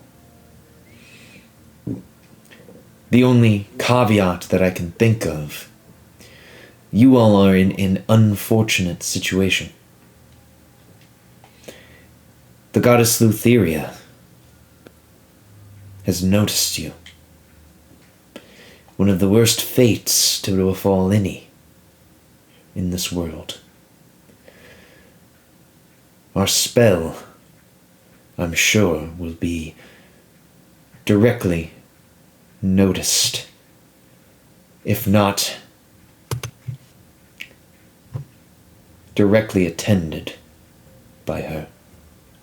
Well, then perhaps we lean into it. You know, we acknowledge that she is mistress of death, and we beseech her mercy in this case. For if she will surely notice us, then it would be a slight upon her to not want to ask for her assistance in this case, is it not? Novell, you are quite wise. Many priests of the Five could learn from you. As many would run and tuck their tail between their legs at the very thought of speaking with the Lady of Dreams.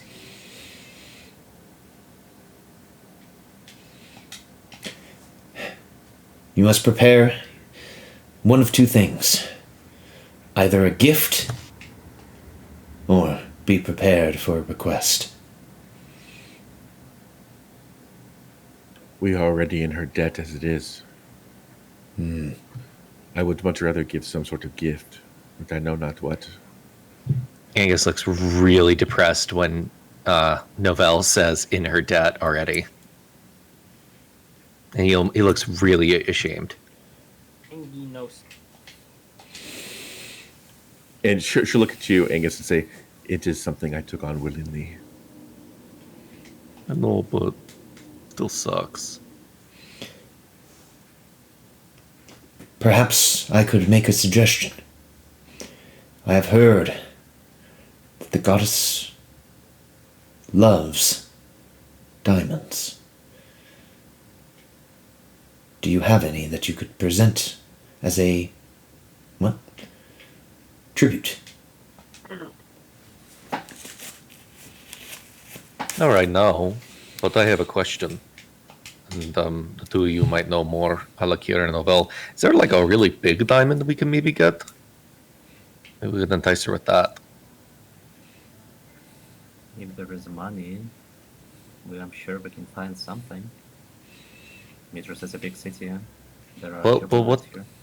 But what if it wasn't in the city? What if we because we're about to go out to sea, yeah? What if we find the diamond out there? I don't know. That's, Maybe we could, you know. that's possible. Although, I mean, one possibility would be to hunt down one of the Four Winds who is operating a pirate ship. I would imagine that pirates, the parasites they are, probably have accumulated quite a lot of stolen wealth, including diamonds. It is also the Great Games, and there are many prizes to be had, many visiting merchants as well. There could be many diamonds in the city already, some to be won, some to be taken.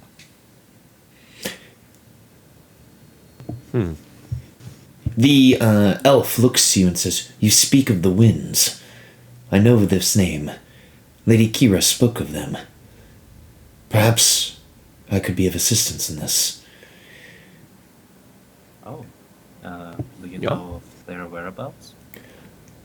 I know of strange happenings in the region of Mitros, and I have heard tales from the Lady of Astoria, the Queen, Honora. Perhaps they are behind two such happenings within the region. There has been a merchant, a vineyard owner here in the city of Mitros, who was ousted from his place of business, one of the vineyards in Mitros. He said there was a blue satyr, cold as ice. He and his retinue booted him from the vineyard, from his farm, for some long-forgotten slight.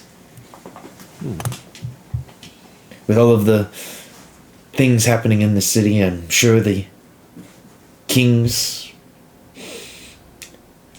Mitrosian hoplites weren't able to take care of it. Dragon Lords, I guess, have other things to take care of.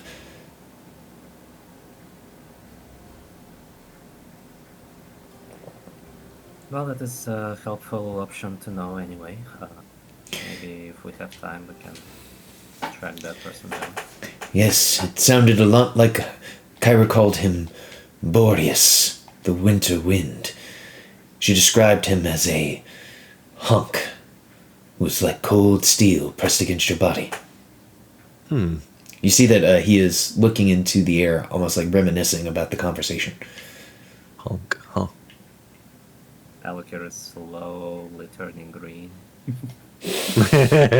And then Queen Honora spoke of many people going missing in the heartlands in Astoria, leaving their homes, leaving their wives and husbands, leaving their children behind to join the Tower of Ioria. We heard about that. And I'm sure it's no coincidence one of the members of the Four Winds was Ioria, the Autumn Wind. An Oread, born of volcano, fiery hot, skin like ashen stone.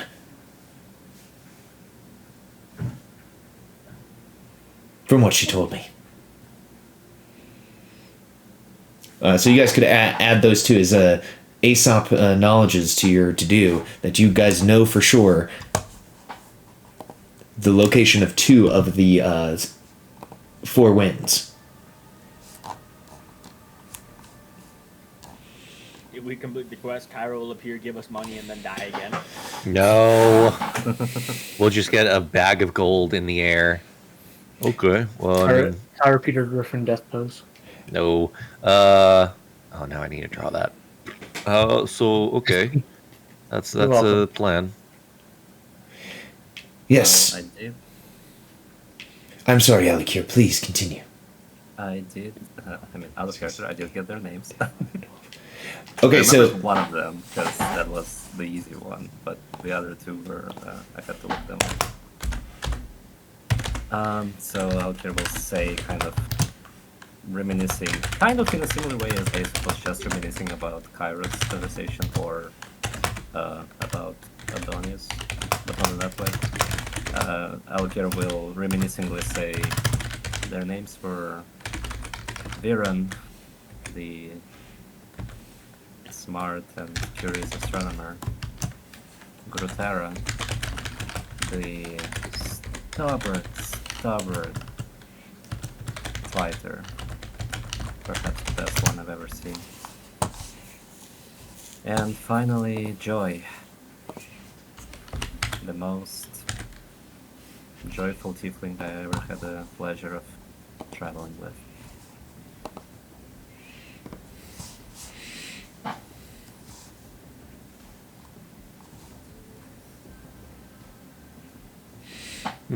Are you also checking my dog? yes. Yeah, it's in the second paragraph. Thank you. I'm making sure I have that information, just in case. Google Docs has betrayed me once again. No, it's okay. I remember Joy easily because optimism, but Gruter and Viren, like I was like, I could not.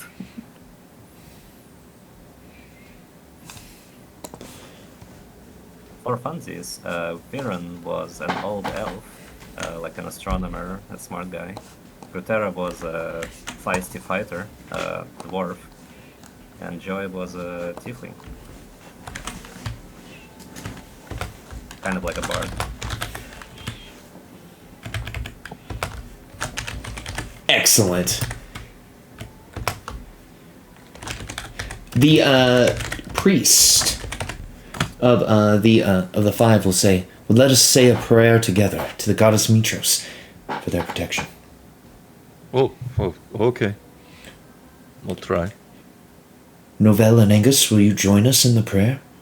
And he extends his Yes. hands out to you all. Sure. Of course. And she'll tentatively step forward and hold, two hands.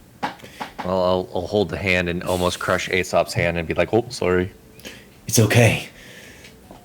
I'm not as frail as I look. Okay. It is- Novell looks at Angus and don't say anything. What do you? Okay. I don't understand. You Prayer. know,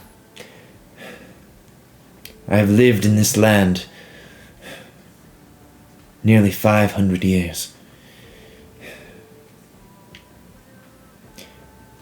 He looks to Novell and to Alukir and says,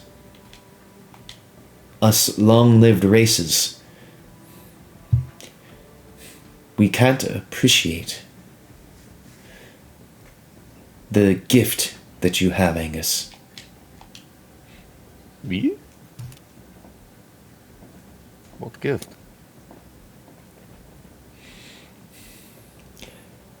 I have noticed in my long life your kind, humans, the halflings of Woodhike, their candle, their flame for life glows so hot. Is it due to the shortness of your span, or due to just the nature of your souls? I envy it. He just kind of shoots Novella. What? Look. Aesop is one of those who wants to live forever types. Okay. He'll just shrug. And he will begin the prayer to the goddess Mitros. It is very much like the Lord's Prayer, you know. We got some bread over here, shall not want. Let's say it before a football game. That's not hypocritical. And then the prayer is finished.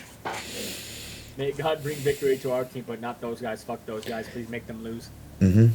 Don't let them get hurt, but also do not let them lose. Let them get hurt. Football's weird. Okay, the prayer is finished. Aesop says, I can help in whatever way you need in the resurrection of Bulbug. If we want it, we could begin the ritual this night, and we could try to bring them back. No, without a doubt, the Lady of Dreams will be in attendance. Well, given that, we probably want to prepare and make sure we can appease her. And I don't think we have anything on us that would work right now. I mean, if you guys do want a really, really expensive diamond, you got some magic items you could try to trade for it. I mean, yeah, I've got that Axe of Xander. No, I'm joking.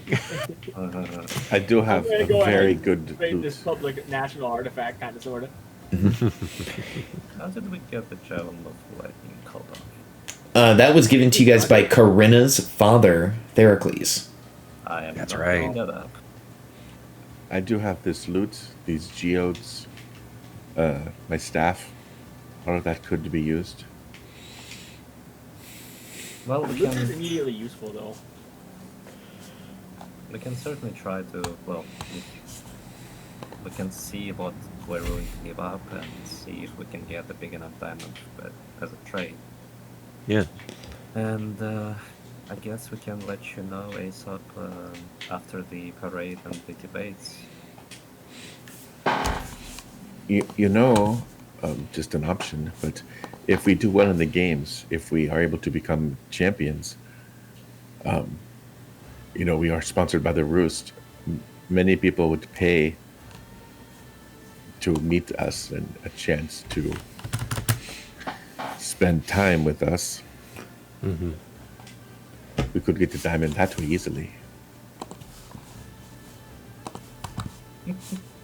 Maybe. Novelle's carefully walking around that that wording. So yeah, neither I nor Alakir realized that was probably gonna happen. I mean, you know, that's you know, Greece and Rome for you. That makes Oh sense. boy. You'll have to kind of digest that.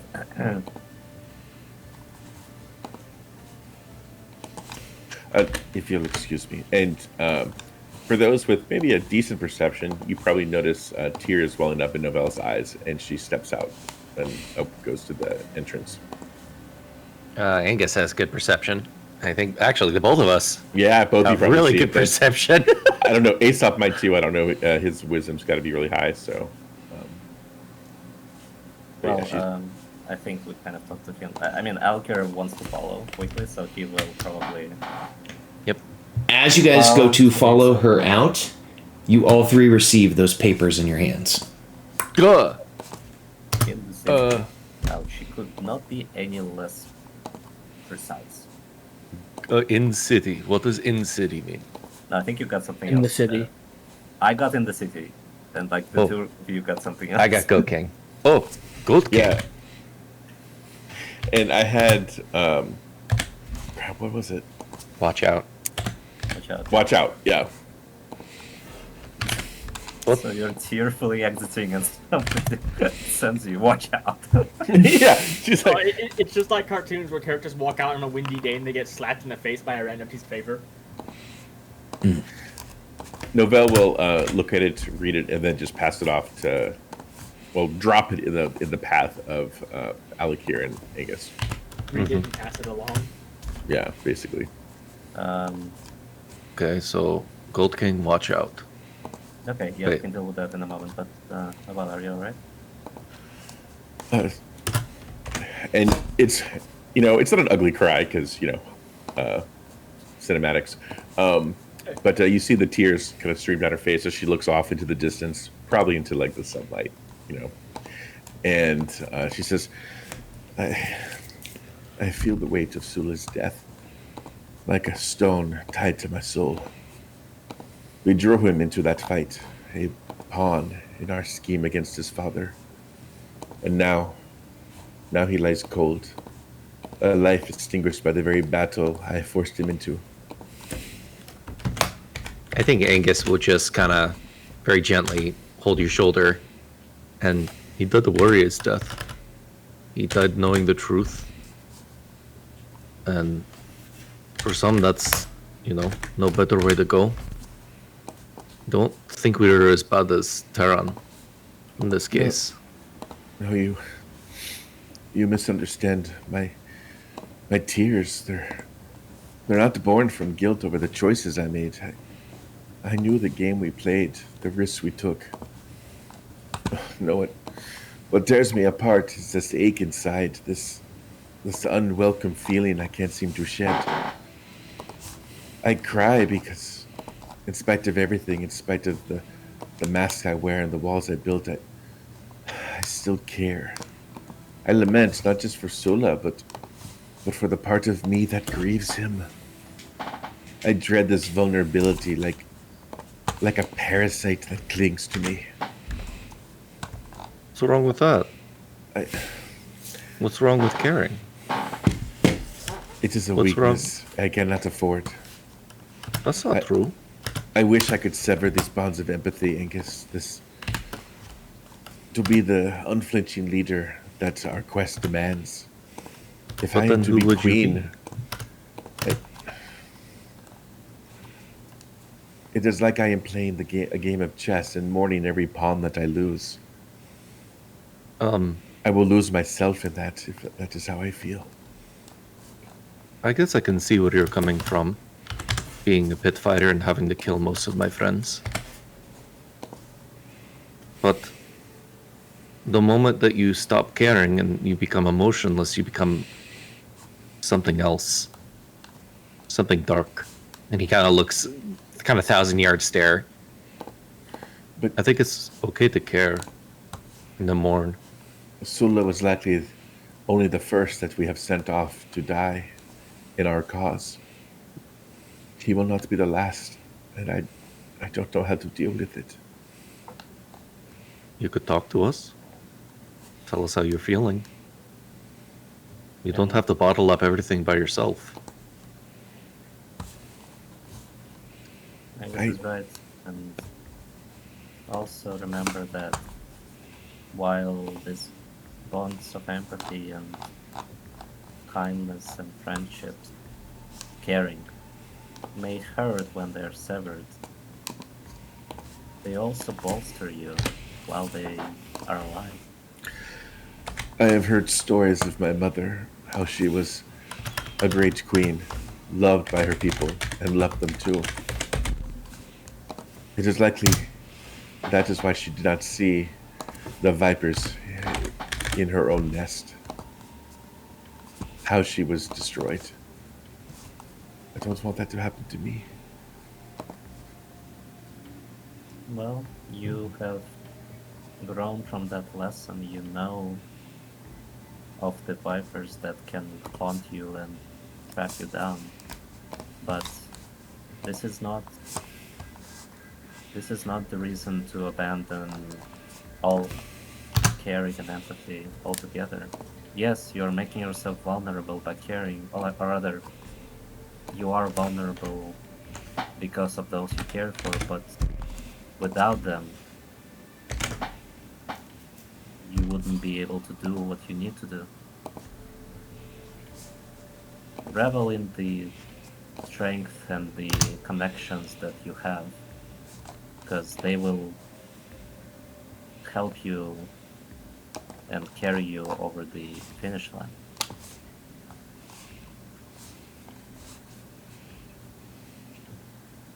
I don't know what I would do without both of you. Thank you. Angus is like thinking and thinking and thinking. Like, I don't know. Maybe mean, we'll you- go. Probably like, I don't know. Probably sneak around a bit more, or I think you would be fine. Alligator will smile and then look down at his hand at the cryptograms, and then just look around really, really carefully to see if anyone is stalking us. Do you think he's truly here? I mean, I heard tales that he is like a giant of a thing. Oh, But is he not a trickster? So couldn't he get small? I would not put it past him. I don't know how. Also, I don't know how they could have found this out, but Maybe. I guess we have to be careful. Quick, We should- Novell, get on my shoulder so you can see. I don't know if that will help, but I mean, you get so tall. Don't know. we need to also warn Folan too. And Oh watch yeah, him. true. Yeah, that's right. Hold on. He will be in danger, and he will also want to take revenge. I know that feeling quite well. Yes, because is your B team all hanging out at the Siren's Roost, everybody? I guess. I mean, you all know where Jimmy is, as he pops out of my afro and says oink. Which is more of like a main, like the picture that I put in the art in tokens is more accurate to what he's looking at like now. So he's like kind of scratching and She probably has Galdo with her. like his hair is kind of like poofing. Now, part of you guys are separated at the moment, and your goals maybe not have been 100% met, but you at least got answers that further yourselves along the path to your goal. Does one party try to get a hold of the other in another way to try to reconvene? I think when we get the message, we'll probably make haste back to the roost. Yeah. That was my only method of communication. I've already used it once per day. And I don't have sending prepared. Really, a cantrip once per day. It's funky. Once per person. I mean, I guess you could then Oh, send a what's it called, a cryptogram to Jimmy, or does it stipulate it has to be a humanoid? It says I target. don't think it stipulates anything because it has to be a creature. Let me see. It says a creature known to you and beyond the same plane of existence. Yep, that's it. All All of right. a sudden, a piece of paper shows up in the afro just as roost. Roost? Ah, why is it itchy? Question mark? So to be fair, Marcy and Nikaz were following the trail a bit. So, then tell me, you guys can speak kind of in an OOC meta manner what the plan is here. Mostly just try to follow until locate object does a ping. And if it doesn't, just go back to the roost. And Yukata, is that good with you? Yeah, it's fine with me. Yeah, I'm still kind of out of it, so I apologize for being a bit quiet. Fight. Absolutely. And the other crew, you guys are busting balls back to Ambrosia's house, the Yeah. Siren's Roost. I'm probably also grabbing sweet potatoes along the way. Yams. Sweet potatoes and yams are not the same thing, Angus.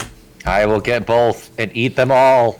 One is sweeter, I want and it's all. not one with sweet in the name. I want all of the orange potato. I can see Angus having one in one hand, one in the other, and comparing like bite by bite. Yep, You're like, Exactly, and then he bites his thumb and he's like, "Ow!" That Oh, was they're so gone. sweet. Is this what beef tastes like? No, he's just looking in his hands and he's like, these are the same fucking thing. they are the same fucking thing. They're Yeah. a potato. These aren't any Dude. different. Do you think it's the potato you like, or all of the sugar and butter and cream on it? I like food. Like, I like food. I like happy people. So, chin up, Novell. We can get through this. Yes, of course we can. And she'll give a fake smile, but I mean, like, Long hair Lena.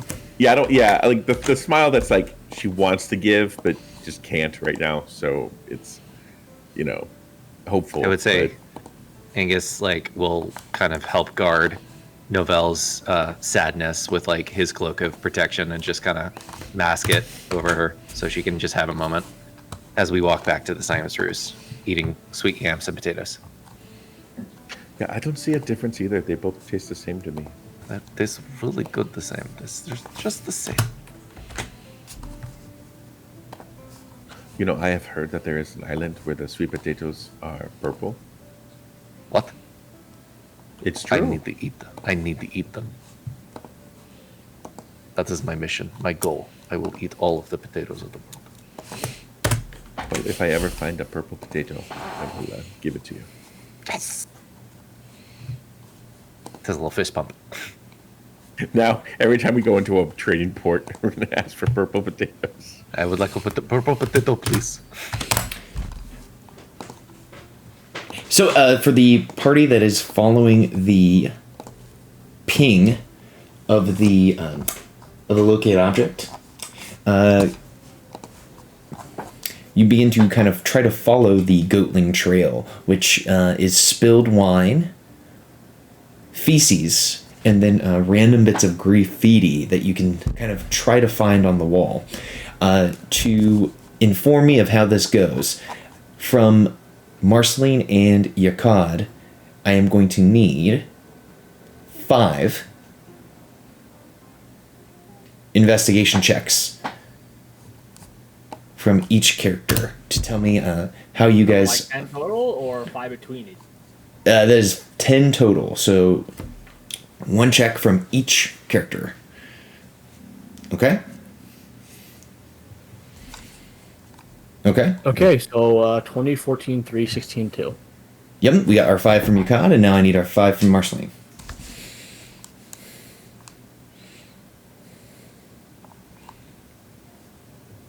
Okay. 9, 27, 23, 11, 8.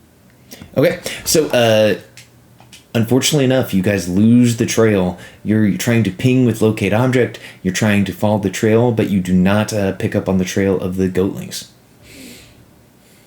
Why are these How'd you bastards see so freaking sneaky over there, leaving literal shit and wine everywhere? Can you succeed at a cost? You could succeed at a cost you caught at 2 of them, and then Marceline could not succeed at a cost. So if Yukad did succeed at a cost outside of combat, for 2 of them, that would push you guys over to a success in finding the trail and maybe location of the goatlings. What is the let's do DC? it. I still have my faxpiration and 1 more use stolen knowledge. Probably boost one of those up. Is a 17. Oh boy. I'm gonna see if I can't boost that 11 up. Okay. Yeah, the 9 would be pretty impossible. Oh, for God's sake. So that's 12. Maybe I can roll a 5. Dang it! That is 4 plus 11, 15. So you're in it, succeeded a cost range outside of combat. How many successes total do we need? So if Marceline succeeded and then Yakad succeeded twice, then you guys would be able to find them. So 8 successes total. Mm-hmm. Oh boy. So if you want to take your 2 success out of succeed out of cost out of combat, Yakad, and then if Marceline wants to succeed once, you guys can find the goatlings immediately. Sure, I'll take 2. Or whatever you need to take. Oh, you're down to commit? I'm down to commit. Well, hell yeah, I'll commit 2 then. All right. The first 2 are for Yakad. 1. That was That's fine. private. Reveal.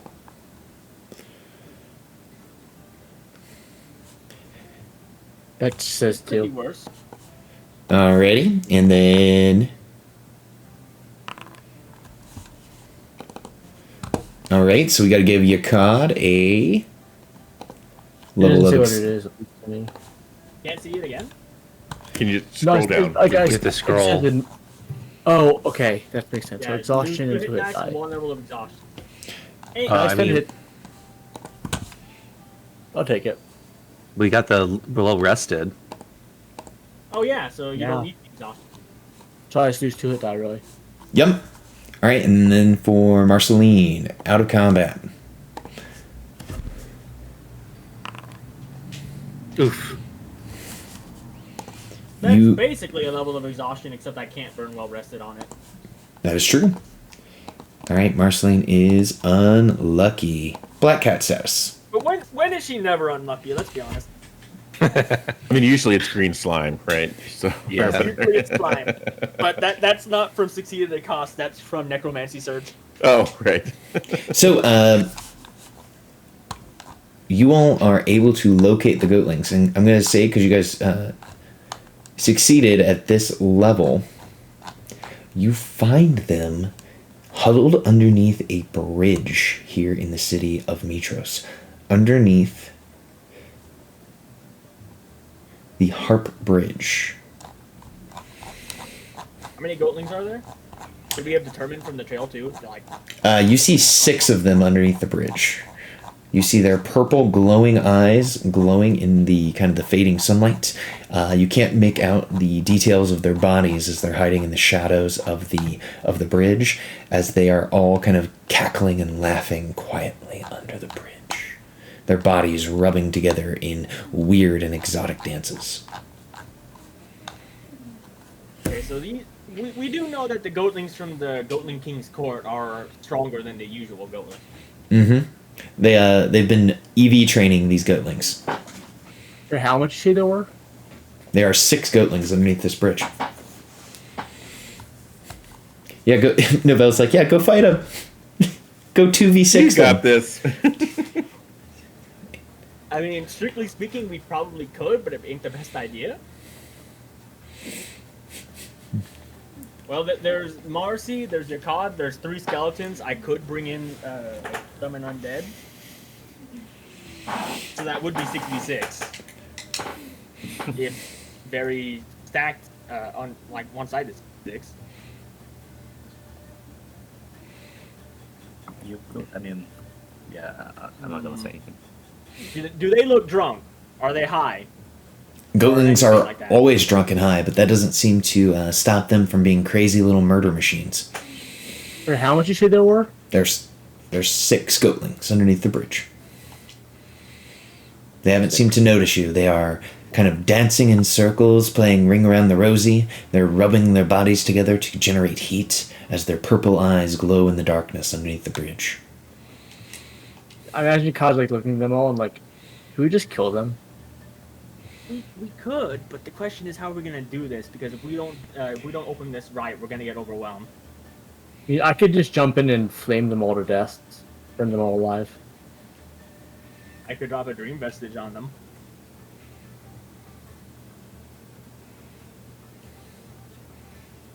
do I remember how strong these guys were? Were they like physically strong, or was it mostly just like nimble?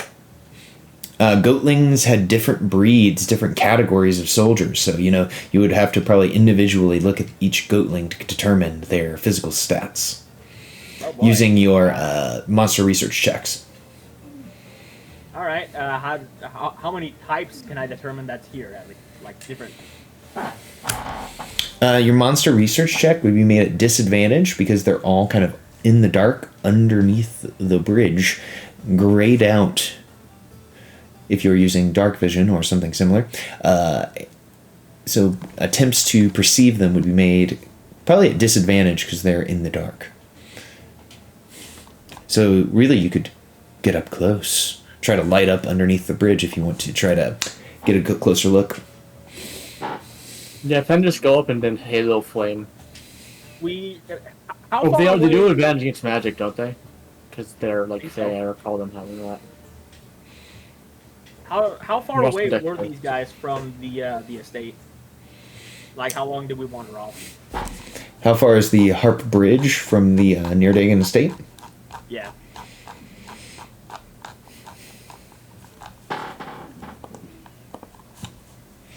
One moment as I kind of just consult the map.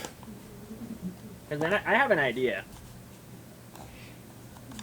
It's a fair distance away. About how long away as the runner run? If you guys were just walking, it would probably take you guys nearly an hour because it's going to be in the neighborhood of 3.5 to 4 miles. Ooh, so pretty far. The city is very big and very spread out. Do these guys look like they've been set up here, established for a while? Look like they're gonna move anytime soon? This looks like a homeless camp underneath a bridge. So no, they probably have been here a while. There doesn't appear to be any standing structures. There are no tents.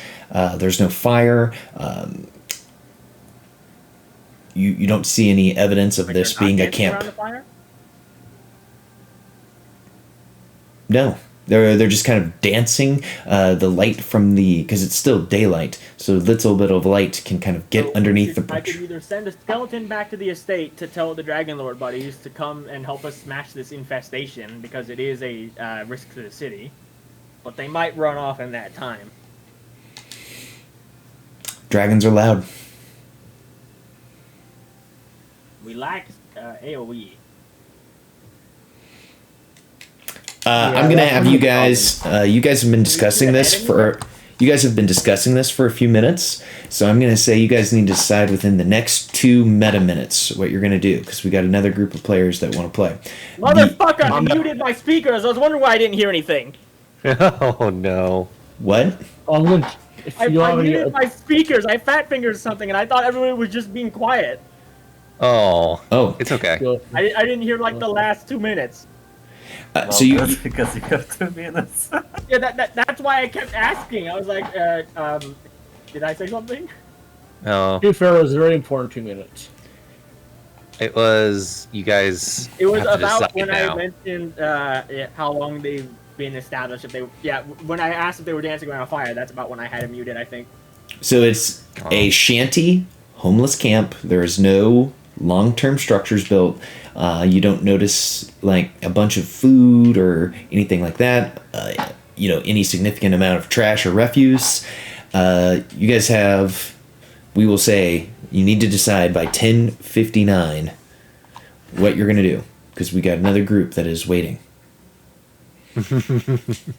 I'd say I'm just gonna jump down and burn them all alive. I think that's the best Please answer. don't bum rush this. It's a I 6 mean, we time. home rush it. We don't have a choice. Is the Fuck it, head we at ball least rush. here? Did the head Ball. ping on locate object? The head is here. They have the It head. is here. Fuck it, we ball Marston. Fuck it, we ball. Oh my god. I like your attitude. Is this a Leroy Jenkins situation? Oh It is, my god. It is absolutely in Leroy Jenkins in this situation. I love it. I approve. All right, so If he's gonna fuck it, I might as well just summon Zarivosh and we might as well ball. Oh my god. Well, Alright. you have that sword and you're both aided. Have fun. Good All right, Yakan. So tell me, what is your plan here? What are you going to go down there I'm and do? jumping down, casting this spell. No, I don't want to cast it like on the. I'm casting on the map. Okay, It's so 14 damage. you're going to run off and you're going to go attack them, right? So as you begin running, let me just quickly take a look at something. Okay. All right. So Yakad, they are probably going to notice you immediately because you didn't take any stealthy actions, and they are underneath a bridge, kind of in the water. So you start running through the water to get to them. So they look to you, and I'm gonna have to take you guys to the map, and we're gonna start this fight. Oh my Let's god. do this. Let's do this. Let's go. If only I had AoE burst. Should be interesting. If only we had a wizard. You shut your face! I am a wizard! Chandler's just got me fucking. He scammed me out of my scholarship! You're a wizard, Marcy. I deserved my that's it. diploma! You're That was a less cool, dude. PhD thesis!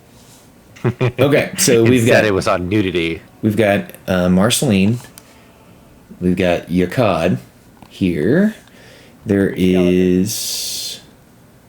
I'm so glad I popped the spells on the rest of you. Hey, Because I was you like, can't yeah, put they might Marcy- get into something. Marcy is at least tactically minded because of her history. Allegedly. That'll be useful. And of course, Yakad got a Yakad be a Darkest Dungeon leper. Setup? What setup? I used Chop. What's that Okay, critical I hit? Best in the 79 moment. I damage? think best. Listen, I can't. I think best in the moment. And there I mean, is. there's a reason why the leper is used to one-shot the Heart of Darkness. Okay, and Yeah, or the jester. and then Callistor would be with you guys too, because he's part of a. No, he wouldn't. Never mind. There's literally no BT members with you guys. I suppose Jauda is here, but he'd be hanging back because Marcy doesn't want him to get hurt. Yeah, because he's a poop. He's just a puppy. Just a puppy. He's a bumper! So Marcy, 3 skeletons, and Zarivosh. All right. And I suppose if Yakad's gonna run in and get attention, she'd summon Zarivosh right at the head and tell him to grab it as the very first thing he does. If you roll really high in initiative, maybe you can do that first. Because the second Yakad just starts running down, splashing down, going, Gunzalug! Like Casey Jones from the Ninja Turtles. They look at you guys and say, I wonder what will it be like to have to face the Medusa head item. Oh, Fine. Did you just say, oh shit, I forgot they had that. they had it, but for some reason I never considered them using it against us. Because we kept forgetting to use it ourselves! I thought to use it. It just we didn't have the chance to use it. Well, yeah, we didn't have the chance. And then every time we did have the chance, it's only because we remembered later. I'm sorry for you. Happy Personally, you stress should us. have the Medusa head put on Esther's shield. But I don't have Esther's shield anymore. Well, that's what I mean. Like, but if you did, what I mean is like have Vulcan like put the qualities of a Medusa into Esther's shield when you present like the shield. Ooh, what if I do give him the head? Make a fucking Final Fantasy Stone Touch weapon. Yes. Nah, but I wanted that for a different reason. I wanted to take the eye and give it to Marcy. Monstrous graft. But we don't have the money for that yet.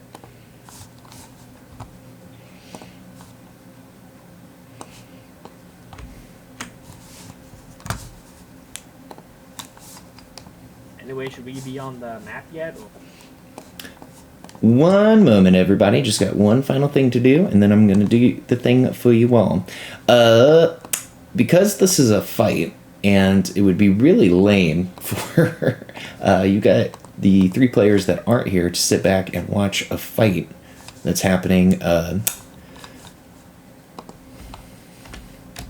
I'm trying to make sense of this in my head, how to do this, because you guys are at the Siren's Roost, which is on the in completely other side of the city. I mean, I've got 3 skeletons. Do you guys want to play 3 skeletons? Well, this fight is Not going really. on. I mean, You know, I don't have an opinion in this. I'm not here. I am here. I mean- What am I saying? Dude, your player it'd be character's here.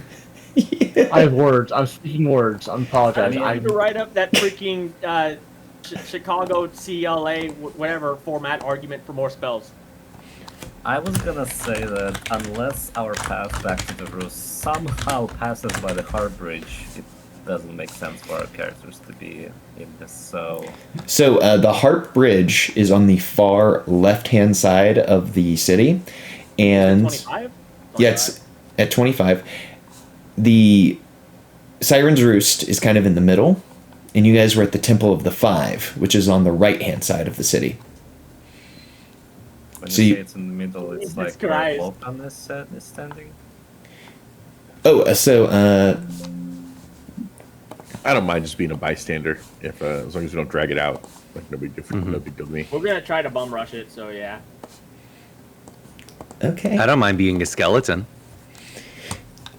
Yeah, I'm fine being a skeleton. That's like that should be fun. Like if Marcelin tries to give us orders and we're like, try our best to interpret. I them. mean, Orf does give the skeletons quite a bit of personality and free will, and There Marcy you is not inclined to enslave them. She doesn't like doing that. She lets them, but she gives them general orders. All I right. think it's the best. I think it's the best option we have. Yes. Because Oh. unlike Pathfinder, necromancy is not inherently evil in this edition. Right. Oh my gosh, this is craziness. Okay. I thought you guys were gonna take all those hints and be like, let's go get the other guys, and you guys are like, no. Fuck. That's what I wanted to do, and then Yakad went Leroy. You're like, no, fuck our friends. You still didn't have time, so I rushed. That's Panic. okay. It's okay. You get- Well, Like- it's 6 goatlings. Even if they're stronger than usual, they're still goatlings. Like the only other option I foresaw was for us to play the Goldlings, but that would have been complicated. Okay. I'm gonna take us all to the map. All right. Oh boy, Let's do it. I don't own a token. Yep. Give me 1 second. Okay. We're gonna put. Let's see. Do I have it in here? No. All right. I know that Angus, Alikir, and Novell are now all in the scene on top of this building. Woo! We're hiding. But technically, We're popcorn, slamming some drinks. yes. Oh my god, I like how half of them are literal fucking goats. Like, not even goatlings, just straight up Billy goats. Yeah, you can see they're all like looking over at you, kind of like, all right, motherfucker. All right, you know the one scene from what's it called? The Monty Python King Arthur movie, where like Lancelot's just running at the castle. Yes. Oh, What's hey that? guys, look, one of my skeletons is skinny. all right. So I'm gonna give control of Skinny Skeleton. I would like that to be Alikir. I would like the anonymous skeleton to be Angus, and the medicinal skeleton. I would really love that to be Novell's player. Is that okay with everybody? So I am anonymous skeleton. You are an anonymous skeleton. Okay. Absolutely. Okay. Skeleton is anonymous. And, Anonymous. Okay. Oh, if the skeletons are technically gonna be players, would it be okay if their health is buffed a little bit just so they don't go down to 1 hit onto them? I am fine having 13 health. Me too. I'm No also big deal. fine. Yeah, no biggie. Look at me and He's Marceline. That sounded like cheating a bit. Why would you get us into this fight? Okay. So the goatlings you bastards. see you starting to wade across the river. And you guys can roll yourselves into initiative. as the thoughtless goatling Hexer roll a pretty high initiative score there.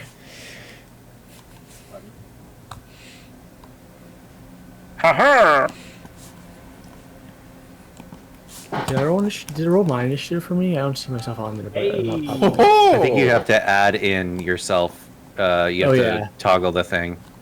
Indeed. I'm gonna put you Yeah, guys down on the ground because for whatever reason you guys can't see. You can't see the others. Weird. I could see the entire map. It was 6 of them, right? You can't see the other players. Oh, I was able to see everything. Oh, you are? The Yeah. entire map. Yeah. Can you see Marceline and the skeletons and Yalda? Yep. I was able Yep. to see that in the beginning. Oh, Yeah, all right. Everything is on this. All right, I'm just going to refresh that page. Okay. We've got a tie between the Hexer and the skeleton. Oh, it looks like it's giving it to me. So the thoughtless goatling Hexer will say, "Ooh, I recognize that guy. He's one of the chosen of the Oracle." And they're like, yeah. They're like, should we try to freeze him with the head? And he's like, no, not yet.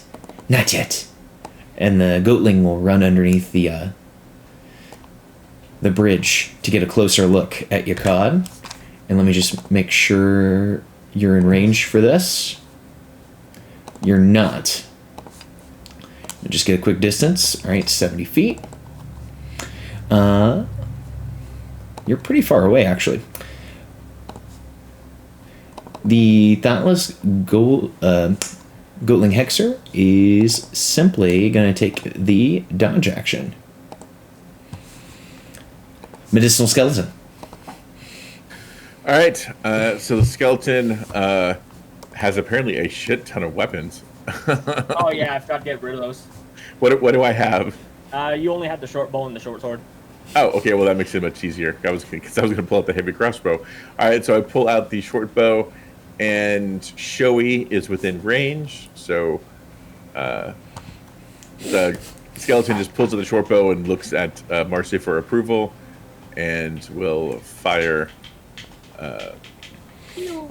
22. Ooh. Oh my gosh. Yeah, they have my spell attack, so they have really high attack. That's a hit. Nice. And I can only attack once. Yes. Yes. That's it for me. Yay! I hit. You Okay. did something, yay. Exactly. The charming goatling throat biter is up.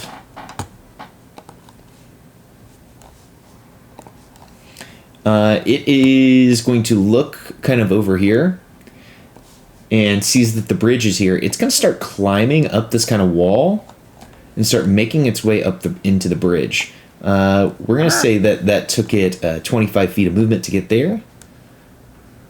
30 feet of movement there.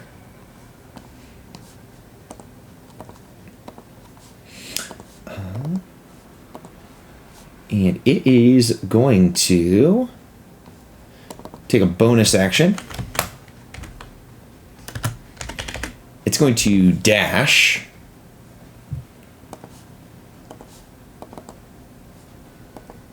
And is going to move an additional 30 feet.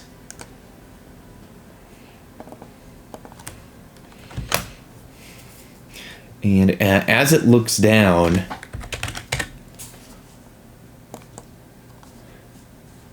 at kind of the party, it looks like it's looking at Marceline, and it starts to kind of spin a sling. And it's kind of looking like it's going to aim it at Marceline. Now, Marceline, this creature has assassin's precision, so it's going to have advantage on this attack roll as it's starting to spin this sling towards you. So this is a flat roll, because you are more than 30 feet away from this goatling. Miss. All right, the goatling's sling bullet flies over your head, kind of over into the buildings over here. Alrighty.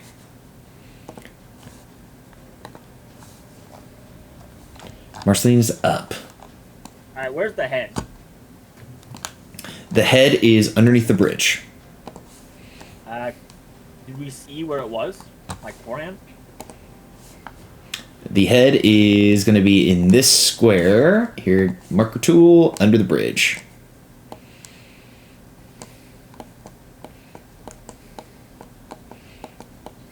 Kid, down now.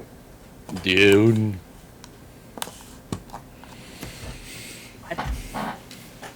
I'm gonna move over here so I can get a line of sight on it, I think. Mm-hmm. And then I'm gonna go ahead and summon Undead, which has a range of 90 feet. So he's gonna appear Oh. right on top of it.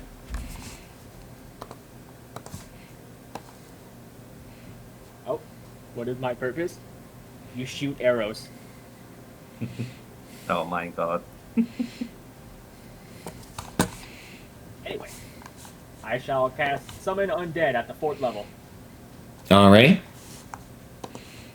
As I summon Spooky Undead. Alright, let's see what happens to Marceline when she casts this spell. The green spooge. You are going to be deafened for the next minute. Huh? What? What? Huh? Y'all, What? real talk, I really wish that deafened, like the worst thing that it did to you, was it made you not be able to benefit from healing word. Because you can't hear the healing word. Okay, you're deafened for the next minute. Doesn't Healing Word stipulate that can hear you? No, you literally... Does it? No, literally you can do it. Alright. I will then tell Zaribosh to pick up the head and use it against them. Alright, they pick it up. That's their action, to pick it up. An action to pick it up? Is it right there on the floor? Yep, I'm saying it's going to take this creature's action to pick it up. If that is the case, then he's going to just fly 40 feet straight up through the bridge, if that took his action. So he's going to go over there, and then he's going to fly up through the bridge? After he grabs the head, yeah. Incorporeal. That ought to work, I guess. The incorporeal porridge passage doesn't say that it can take objects with it. Alright, fine. He'll fly around. Then up. Oh, fuck. You gotta follow the rules, Ghosty. All right, doing so, you're not going to be able to escape a opportunity attack from the worried Goatling Sentinel. Or from the...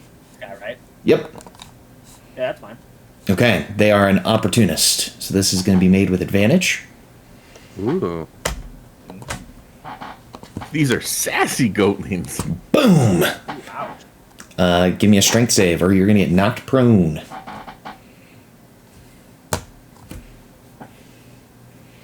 What? You're telling me a ghost that can hover isn't immune to prone? Wow, okay.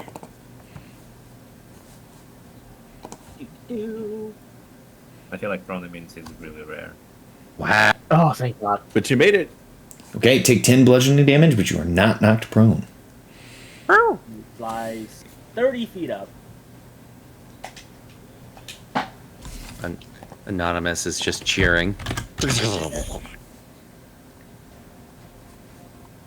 Yeah, but I think doesn't each goatling have like a sling or a short bow or something? Mm-hmm. Uh-oh.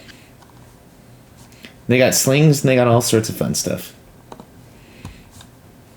Alright, is that it from Marceline? That is her action. Doesn't have bonus action. Yes. Okay, anonymous Oh, boy. skeleton. What can I do? I only have a short sword and a short bow. Yes. I'll move 15 feet to guard Marceline. I'll target this effer. And I'll use a short bow attack. Yeah. 14. A 14 misses the throat biter as it spins out of the way. Haha! The skeleton turns to Marceline and hangs its head low. And ends its turn. Alright, the showy Goatling Sentinel. Marcy's like, I don't remember giving you my inventory. All right. It is going to kind of move this direction as it kind of climbs up the wall, and it's going to use its action to move right next to the throat biter. You see that this sentinel has a shield and a sword in its arms. The worried sentinel looks up to the undead spirit and begins Sorry, to. Boss just leers down at them. I want to ask something that may be relevant. Does the ghost only take? Does it have magic damage stuff? The ghost has magic damage, yeah. No, it's like, can it only be affected by magic damage, I wish. or like have resistance against non-magic damage? I fucking wish. It doesn't. Weird. Nope. Okay, I thought I'd ask. I think you're thinking of ghouls. I mean, it's a ghost, so. Okay. I just thought I'd ask. The goatling's going to take its turn. It's going to target the undead spirit. It draws. It's got its shield in one hand. It's got its sling in the other. It pulls back the string of the sling with its teeth and fires it at the undead spirit. It is going to attack twice. Once. And twice. As 2 sling bullets hit the undead spirit for a total of 8 damage. Alright, the throat biter. It looks across the water, and it starts to swim. It doesn't have a natural swim speed, so that's 15. It moves a total of 30 feet as it starts doing the goat paddle. It looks like it wants to kill you, Yukad. It's swimming, it's got its knife and its goat mouth. It's coming for you. Alright, Yukad, you're up. I'm just gonna walk over here. Okay. So are these ghosts? No, fuck it. I'm gonna toot the horn. No, hey, they are Has- kind of perfectly lined. Yeah, no, I'm just gonna just get the undead on the bridge in Delta. I'm gonna tell Marceline, and I'm gonna add a charge to the horn when I can, because the horn is weird and doesn't like to add charges. I don't have any charges, but okay, there we go. 1d3 on Dawn, doesn't it? Oh, so there we go. Damn, 30. Wow. The skeleton next to Alrighty. you is just like, ah. I'll have these two make saving throws.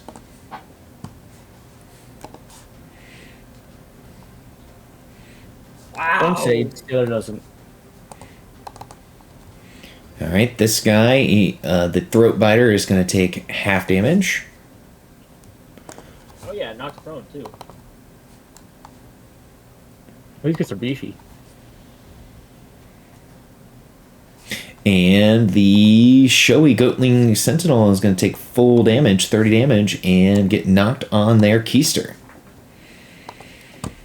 Marcine, get the head over here, and then we run. Understand? Oh, so now you're having second thoughts. No, because we thought they were regular goatlings. These are not regular goatlings. Situation change. The plan changes, and the situation changes. It's going in. All right, Skinny, what do you do? Oh, sorry, I changed it because it said it was my turn for some reason. You caught? Do you do anything else after beeping the horn? No, it just said it like it says it's my turn when it's a skeleton turn for some reason. So I clicked end turn because I thought it just said my turn again.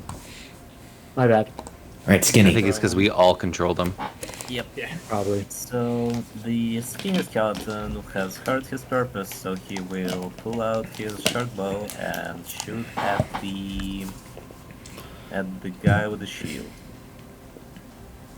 I shoot arrows.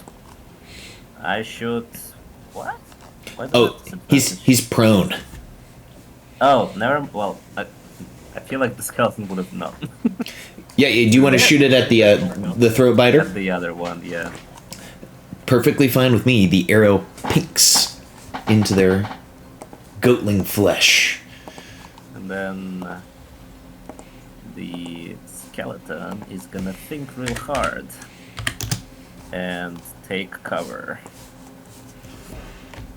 And that's his turn. I mean, do keep in mind that they do follow my instructions, and they are like not nearly as simply limited to the instruction taking as other ones. So you guys are pretty smart. I know. Nice intelligence. I just wanted to have some fun with intelligence checks. Absolutely. Why you gotta give them such personality? Now I gotta canonize them. All You right. have to. The mindless goatling will start to move up. Let me just look at this here to see what the...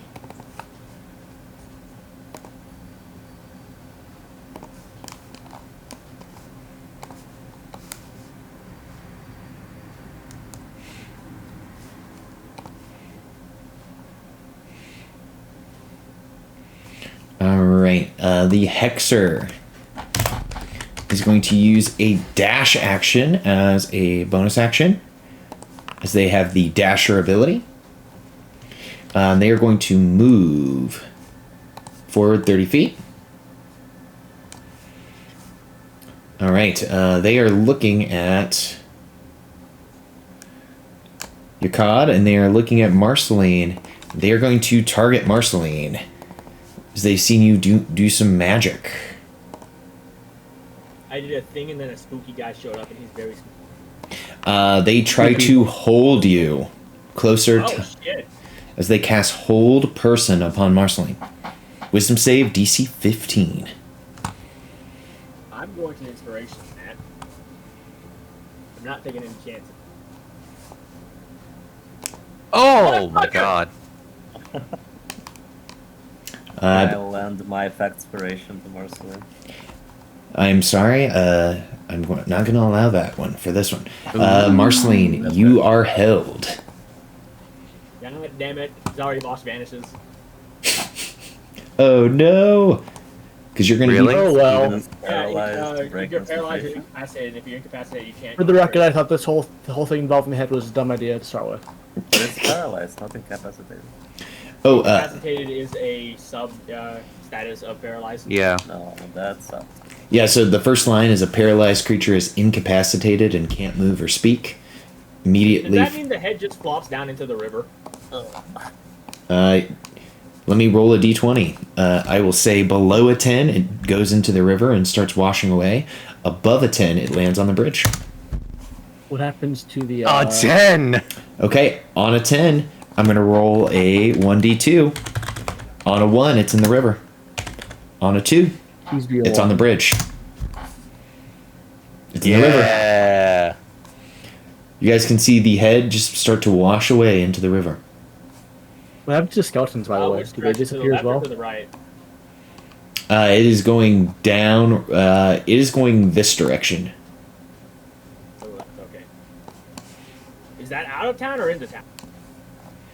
It's towards the bay, I imagine, because that's how rivers work.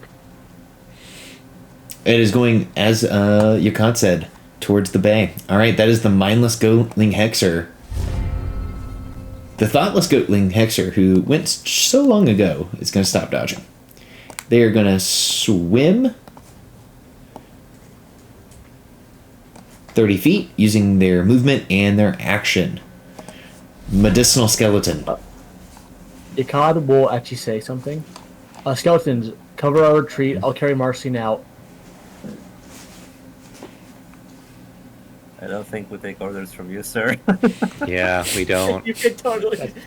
yeah, Let's cover cannon! it. Cannon! At least I'm not deaf and paralyzed. Ooh. Ooh, yeah. The best good part stuff. is, I believe the only time I can't command them is if I'm unconscious. So I can totally tell them to tell you to fuck off. So, in Rude. You don't hear what I said, Anyway. so Anyway. obviously I'm getting petty. Getting petty. But yeah, my idea is just to get Marcine and Delta. Alright, so, It's medicinal skeleton's turn. Okay. yeah. I will do Samo, short bow. Yeah. Ooh, against Right. that guy. Yeah. I mean, he's close, so he gets targeted. And he's mindless. So. That's Oh. it. Okay. Let me. And medicinal. Who were you going to target with your bow? Mindless. Oh, The mindless. close one. Okay. Oh, that's a good target. Just delete. Sorry, Vosh, real quick. All right, they maintain their concentration. Boo. That was a good. That was a good call. All right, charming. It was literally just because it was closest because I'm a mindless skeleton. It had nothing to do with potentially breaking concentration. Correct. Okay. But you're not mindless. Oh. Well, They're going to bonus action. They're going to run towards the paralyzed target. Not a target. Alrighty. They're going to make 2 attacks. They The crit automatically if they hit, right? They crit automatically if they hit, right? yes, they crit automatically if they hit. All right, here is attack number 1. Marcine death number 4. Number Shoot. 6. All right, here we go. Attack number 1. That's a hit. does a 25 hit? So that's gonna be 24 damage. The poison doesn't. Unfortunately enough, it won't crit because there's a save before the damage happens. So it's going to be 16 points of slashing, or excuse me, 12 points of slashing. Wow. Oh my god. Okay. So that's won't that be That's still only 3 points of poison since I resisted. oh, Oh no! we're prone anyway, too, fair, I think. We're And prone see, anyway. I can't be blamed at all for this. Yeah, you're fine. Okay. Okay. Okay. Okay. They go again. 12, 6, 1. All right. Hit.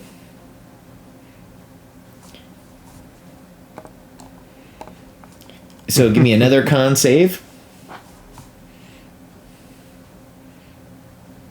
Jesus Christ. All right, and then you take 1 point of poison as this goatling is just literally Guardians of the Galaxy, just stabbing you with both of its knives. Just Why is Marceline? God. All right. So, Marceline, you're gonna have the last turn of the day here. So you start your turn paralyzed. I believe because of hold person, you're paralyzed till the end of your turn. You can make a wisdom save to see if you are unparalyzed. Is the save the last thing I do? The save I have is to end my turn to save. Some spells are like that. Isn't this the only thing you can do? okay. Don't specify it's the last thing you can do on that turn. At the end of your turn, the target can make another wisdom save against the effects of hold person. Alright, screw that. I'm gonna burn 3 dice to just unparalyze with my sheer anger at Yakob's nonsense. How is this my fault? You Leroy Jenkins it! Okay, let's not argue about this now. You do something tactical! All right. At the beginning of your turn, you dump 3 hit die. Alright, And then? where's the head? Like, how far down the river is it?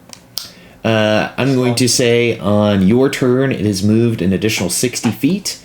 It started roughly here. Here.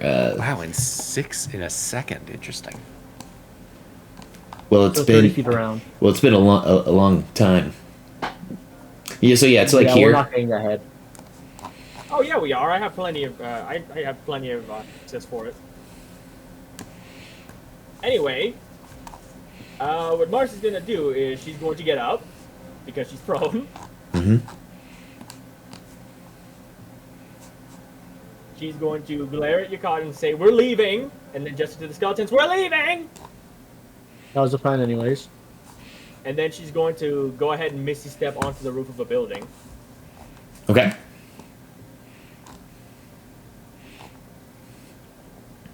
Dang it. Up here.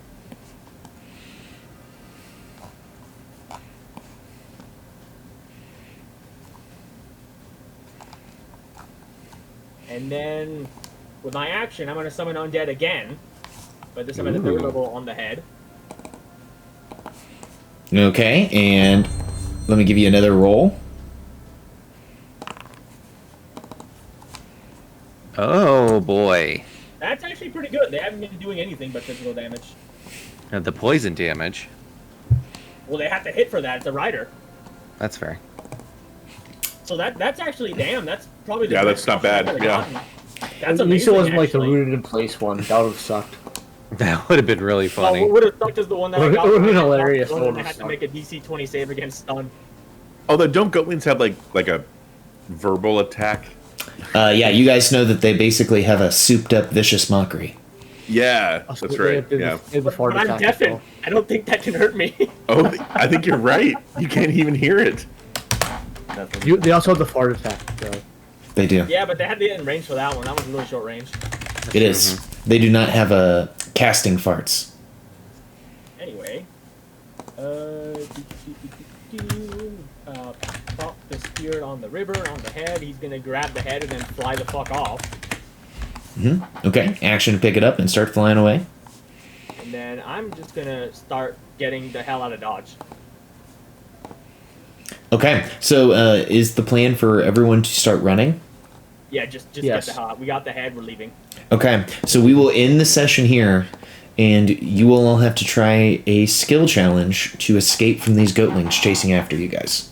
Marcy, did you I forget something? demand. Right, I so technically we're out demand of to the beat a picture now? skeleton. You will get the opportunity. How we will run the skill challenge, and you guys will have the choice here. Is it the 2-player characters here running the skill challenge, and then the other 3 are like, did we get pulled into a skill challenge as we're walking back to the Siren's Roost? A blocking challenge. Marcy's undead is the mascot of the party, and thus your spirit projection shall lead them aid across space and time. I understood some of those words. Scooby-Doo theme plays. All right, Yeah. It so starts like raising. It starts like playing in the distance, and suddenly picks up in like sound and volume as Yakad and Marcin get closer.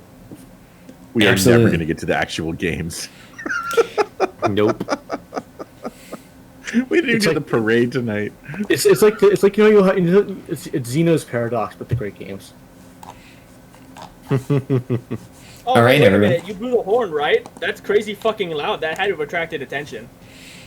yeah, I mean he did that at the start of round 1, so it's been 12 seconds. So there might be some action on that. All right, gentlemen. I had a lot of fun this game. I hope everyone was fun. had a good time.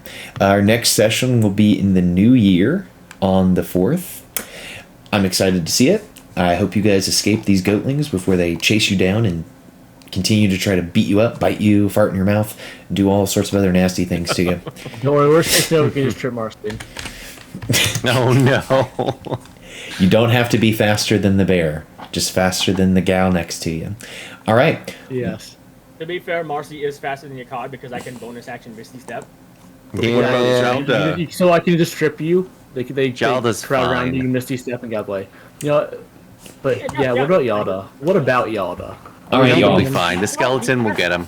Well, everyone, I have to go. I'm going to go head to bed. I hope you guys have a good rest of your evening, and I'm very glad we were able to do a double session this week. Yeah. And then we will continue on with the preparation for the great debates and the great games and the parade of teams. All right, see you guys. Worst case Ciao. scenario, they just